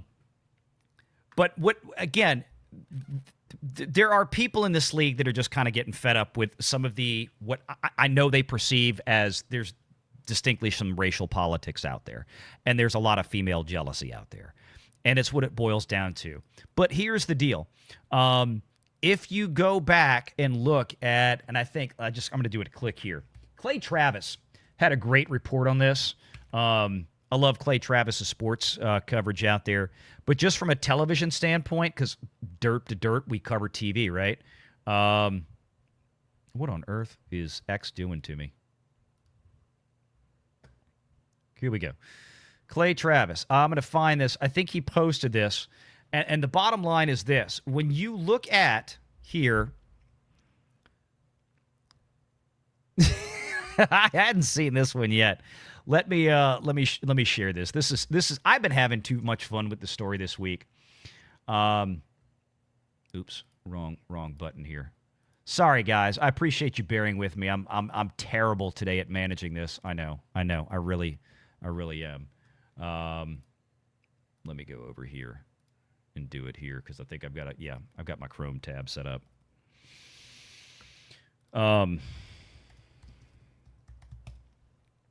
Okay.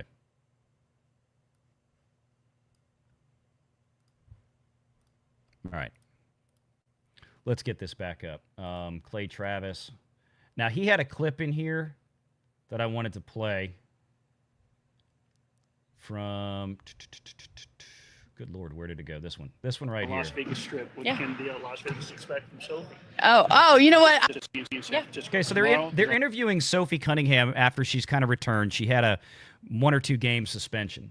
On the Las Vegas Strip, what can Las Vegas expect from Sophie? Oh, you know what? I'm just gonna be me. I don't go in there trying to predetermine anything. I'm dialed in. I need to focus on hitting my shots, making sure I'm executing the schemes right. I'm not focused on the extracurricular activities. And you know what? During that, it was just part of the game. I think the refs had a lot to do with that. It was a build-up for a couple of years now of them just not protecting, the star player of the WNBA. And so at the end of the day, I'm going to protect my teammates. That's what I do. And I'm a team player, so. Yeah, the star player of the WNBA, and that's gonna really grade some people the wrong way in that league a lot. But the fact of the matter is, and this is the point, if I can scroll down and find this, pretty sure he posted this here. If I can't find it real quick, here it is. Here it is. I love this. All right, Clay Travis says, Caitlyn Clark should leave the WNBA and start her own league. Give other top players small equity stakes. The players could own the league in conjunction with media partners. It's a no-brainer, honestly. She's worth more than the entire WNBA. And he's actually kind of right. When you look at the revenue that the WNBA brings in each year, before Caitlyn Clark, it was maybe around $200 million. To give you an idea, the NBA, the annual league revenue, before the new deal, before the new TV deal with Disney and Comcast and Amazon, that's $7 billion a year, right? The old contract was like $2 or $3 billion a year. The NBA was bringing in over $10 billion a year. Okay, you're talking about something that is 50 to 100 times now larger than the WNBA. There's no comparison. Caitlyn Clark is probably responsible for now probably half of that. And the reason is that Clay Travis had, brought up the fact that the reality is that half of the TV size is Caitlyn Clark. And there were articles out there about this. I'm trying to find it. Well, I'll have to look again. The point is this. When they looked it up, what happened to the WNBA ratings, when Caitlyn Clark faced like a 3 or 4 game suspension, 54% of the television audience for the WNBA vanished overnight. When Caitlyn Clark came back, it was there. And then the Sophie Cunningham thing happens, right? And that's kind of that's what's going on. All of a sudden, they're bringing in new audiences. They're bringing in people that never would have watched it before. And I've heard people tell me in the past that, but we had the lingerie league in the NFL and that never worked. And I'm like, well, the problem with the lingerie league is that it's still a very male-dominated audience demographically. And most of the men that watch football tend to be married, middle class, living in suburbia. They have wives and they have children.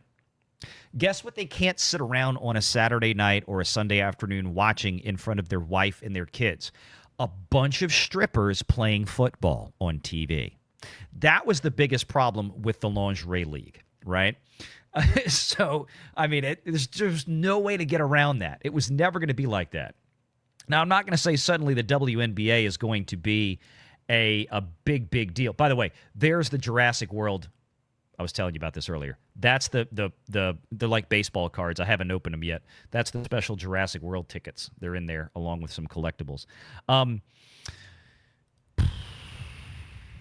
Sophie Cunningham, ladies and gentlemen. Yeah. If the WNBA wants to survive, without having to collect welfare checks from the men's league every year like they have been for 20 years, because it's a commercially non-viable sports league, the WNBA. It's absolutely, completely 1,000% non-viable. They lose money every year. They're not even close to being able to generate enough revenue for themselves to be self-sufficient. You need more like her. You need more like her on the court. You need to give guys something to look at because, let's be honest, they're not going to be watching the WNBA for a lot of high-end athleticism. I hate to say it.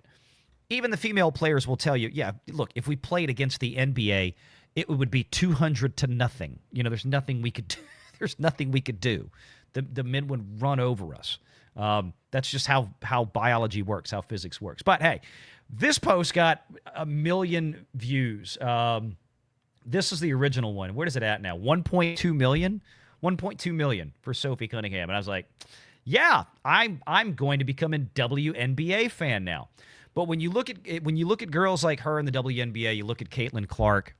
The answers are there. The answers are there. Men, here's the thing. Women don't watch the WNBA. They don't.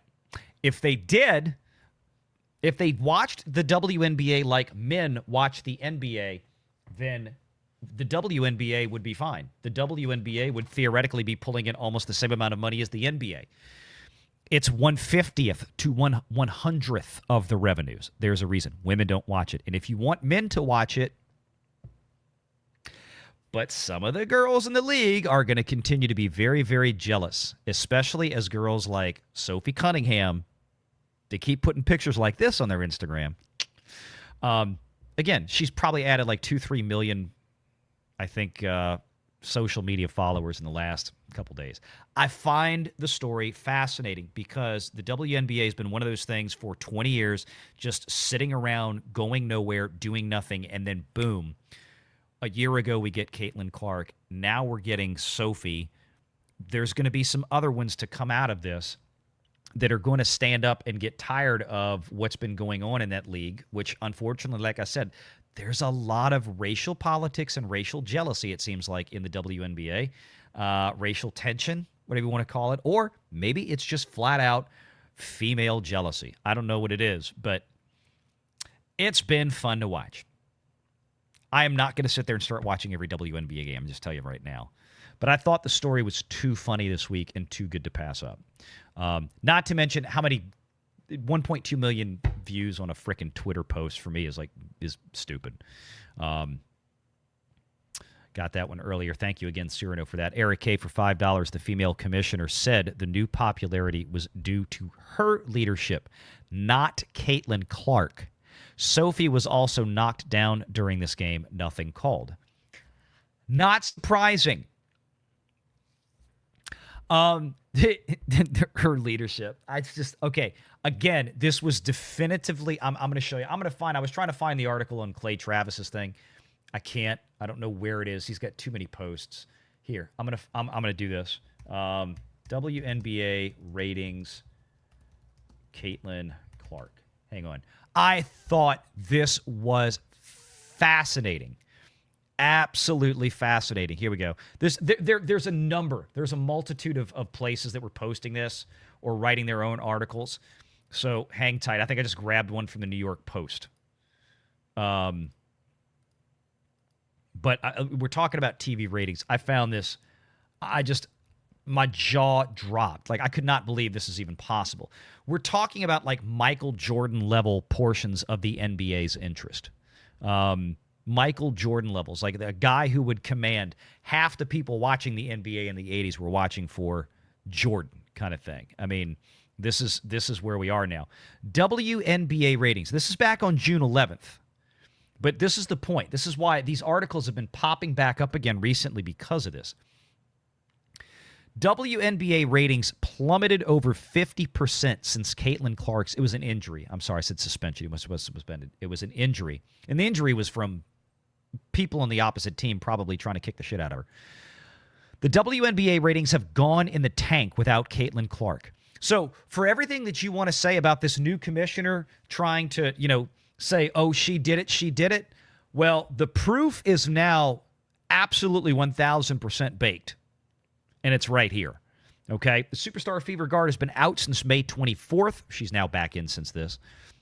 With a strained left quad, and since then, nationally televised games are down 55% in viewership, as per USA Today.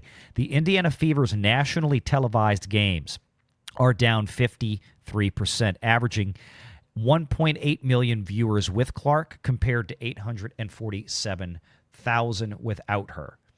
Clark had previously played 183 regular straight season games. I got to go into some of the history. This is the thing. She is the WNBA. She is the WNBA. Because the games that the Fever are the viewership for the Indiana Fever because of her, there's no other team out there that's drawing their kind of numbers. Chicago Sky might be close with Angel Reese, but even she is nowhere near as popular in terms of merchandising and sales. Caitlyn Clark, and now I think I heard after this incident with Sophie Cunningham this week, her merchandise, her jerseys, whatever, sold out like in an hour. Something stupid. They probably can't make them fast enough. And again, you're probably going to have a handful of players in a women's league that are suddenly going to be making like 90% of the money. They're going to be making so much money in endorsement deals, it's not funny. And the jealousy's only going to get worse. I think Clay Travis has a point. Have Caitlyn Clark bail out, take a bunch of other players with her, form their own league. Because why not? If she's the entire television audience. And especially, and this is the key, if they're going to keep treating Caitlyn Clark the way they treat Caitlyn Clark. And that is from the officials, too, which is so... Again, it's so weird to find myself talking about the WNBA, but given how good that they look, I go ahead and take a shot on that one. I'll go ahead and talk about that here. Eric K. for $2. They also gave Caitlyn a technical foul. Yeah, they did. Which was stupid. I mean, it's like there was nothing there. It is obscene what's going on. And like I said, it's happened way too many times to the point where nobody that has a sense of reason can look at what's going on, specifically regarding Caitlyn Clark in that league, and not come to a conclusion that something's really broken here and it looks conspiratorial. I don't know how else you come up with another reasonable explanation. And you heard Sophie Cunningham earlier. That's one of the reasons she just got fed up. She said these officials are not taking care of the players. They're not doing their jobs. You can fine me $400. Who cares?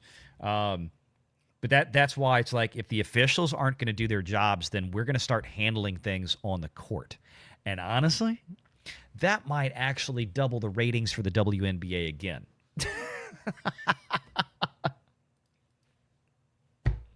See what happens. All right. I think we're all caught up. We just crossed over 3 hours. And I do got to run here. Yeah, go ahead, Tom. I'll send everybody over your way. I'm not awesome. I got the link for you in the background here. We're going to be talking Jaws tonight for the 50th anniversary. So hopefully I'll see all the folks there. Just watched it yesterday. Yeah, as a matter of fact, okay, I'm going in backstage. Awesome. If you want to bop in and say a few words about it, feel free. I will. You got the link in the Mead chat. I'll try to stop by for a few minutes. I need to go do a couple of things first. I'm trying to get. All right. Well, I'm going to check out. Hopefully, I'll see you guys there. Okay. Take care. Let me go ahead and get the redirect set up so you guys are sent over to Tom's neck of the woods here.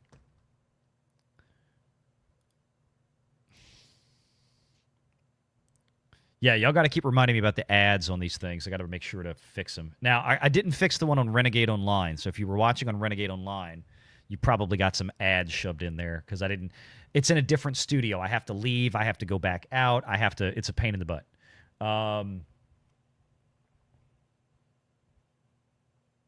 Midnight's Edge After Dark. Well, how could I miss that? A big old Jaws logo as the thumbnail. All right, we've got it all set up. All right, folks, I appreciate you hanging out with us. Appreciate you being here. Had a great show. Think we covered pretty much everything we wanted to cover. The only thing I guess I will bring up, well, I'll bring, this is a quick one. This is a real quick one. I got to find it. But, you know, being that Bob Iger is retiring, and we talked about before, yeah, look at that one more time. Don't worry, I'm not going to play the music again. National champions, baby. Happy day. This could be 2. Actually, that is the play right there. If you haven't seen that, this is it. This could be 2 and the game. Dickinson, Milam, and that's it. Tiger Town is Title Town again as the boys bring the 8th World Series title back to the Bayou. Yeehaw. All right. What I wanted to find in here in my bookmarks was this piece from, let's see, where is it?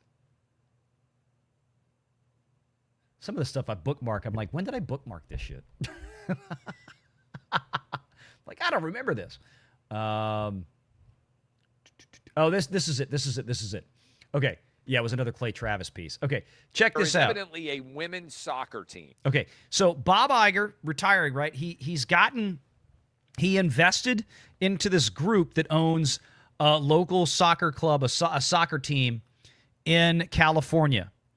And this is perfect, Bob Iger. I'm just going to play the Clay Travis bit. Here we go. I can't believe this happened, but there is evidently a women's soccer team called the Angel City, I believe is the name of them. Correct me if I'm wrong, team, on this. Angel City is the women's soccer team in Los Angeles. Bob Iger, who is the CEO of Disney, recently purchased this women's soccer team, and they now have decided. Can we just stop right there and talk about how Bob Iger has once again sunk his money into something that will never earn a dime? The women's soccer team. I'm sorry.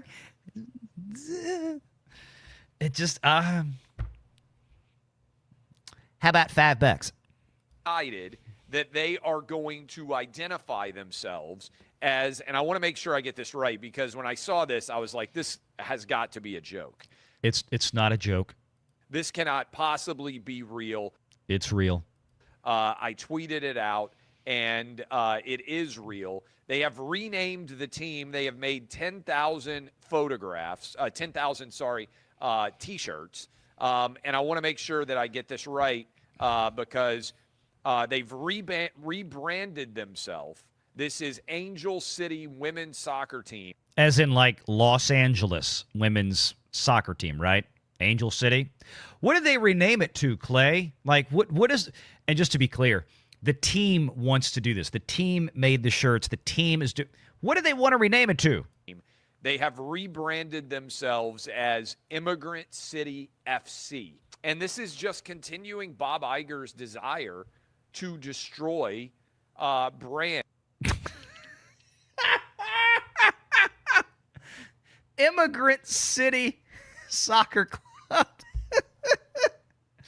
Because we don't like Donald Trump and ICE. Iger's desire oh my God. To destroy brands and sports. I'm going to play this again. They have rebranded themselves as Immigrant City FC. And this is just continuing Bob Iger's desire to destroy brands and sports. I mean, he's destroyed Disney, basically provided no value to it for his entire tenure. The stock price is actually lower than it was back in 2015. You just bought the stock and held it. Doesn't even consider inflation. Dividends haven't helped. You've lost money if you just held Disney stock for the last decade. and he's destroyed the brand of ESPN by going mega woke. And now, who is this audience that is appealed to here? First of all, note what they're trying to do. They're trying to confuse immigration and illegal immigration, right? I mean, that is the clear attempt here. But the reality is, you think? Most people across the country are opposed to illegal immigration and believe that illegal immigrants should not be able to stay here. If you are an immigrant and you are legal, you should be able to stay here. So the idea that they are increasing in some way the support from their fan base, I just don't buy. Most soccer fans of women's soccer are moms and dads who have little girls who play soccer. They aren't some sort of crazy left-wing kooks. And so I just think this is further evidence of Bob Iger not being able to read the room and destroying value for brands that would otherwise have been very popular. Like Now, I think he did a follow-up, and this is what I was trying to find. I think he did a follow-up where he said, he mentioned that, okay, this wasn't something that came to, the team itself was trying to push this. And see, I don't even want to go into that story because that was another thing. Oh, shoot. I don't know if he had a follow-up here on his page, but you get the idea. I just thought it was a fun story, a funny story.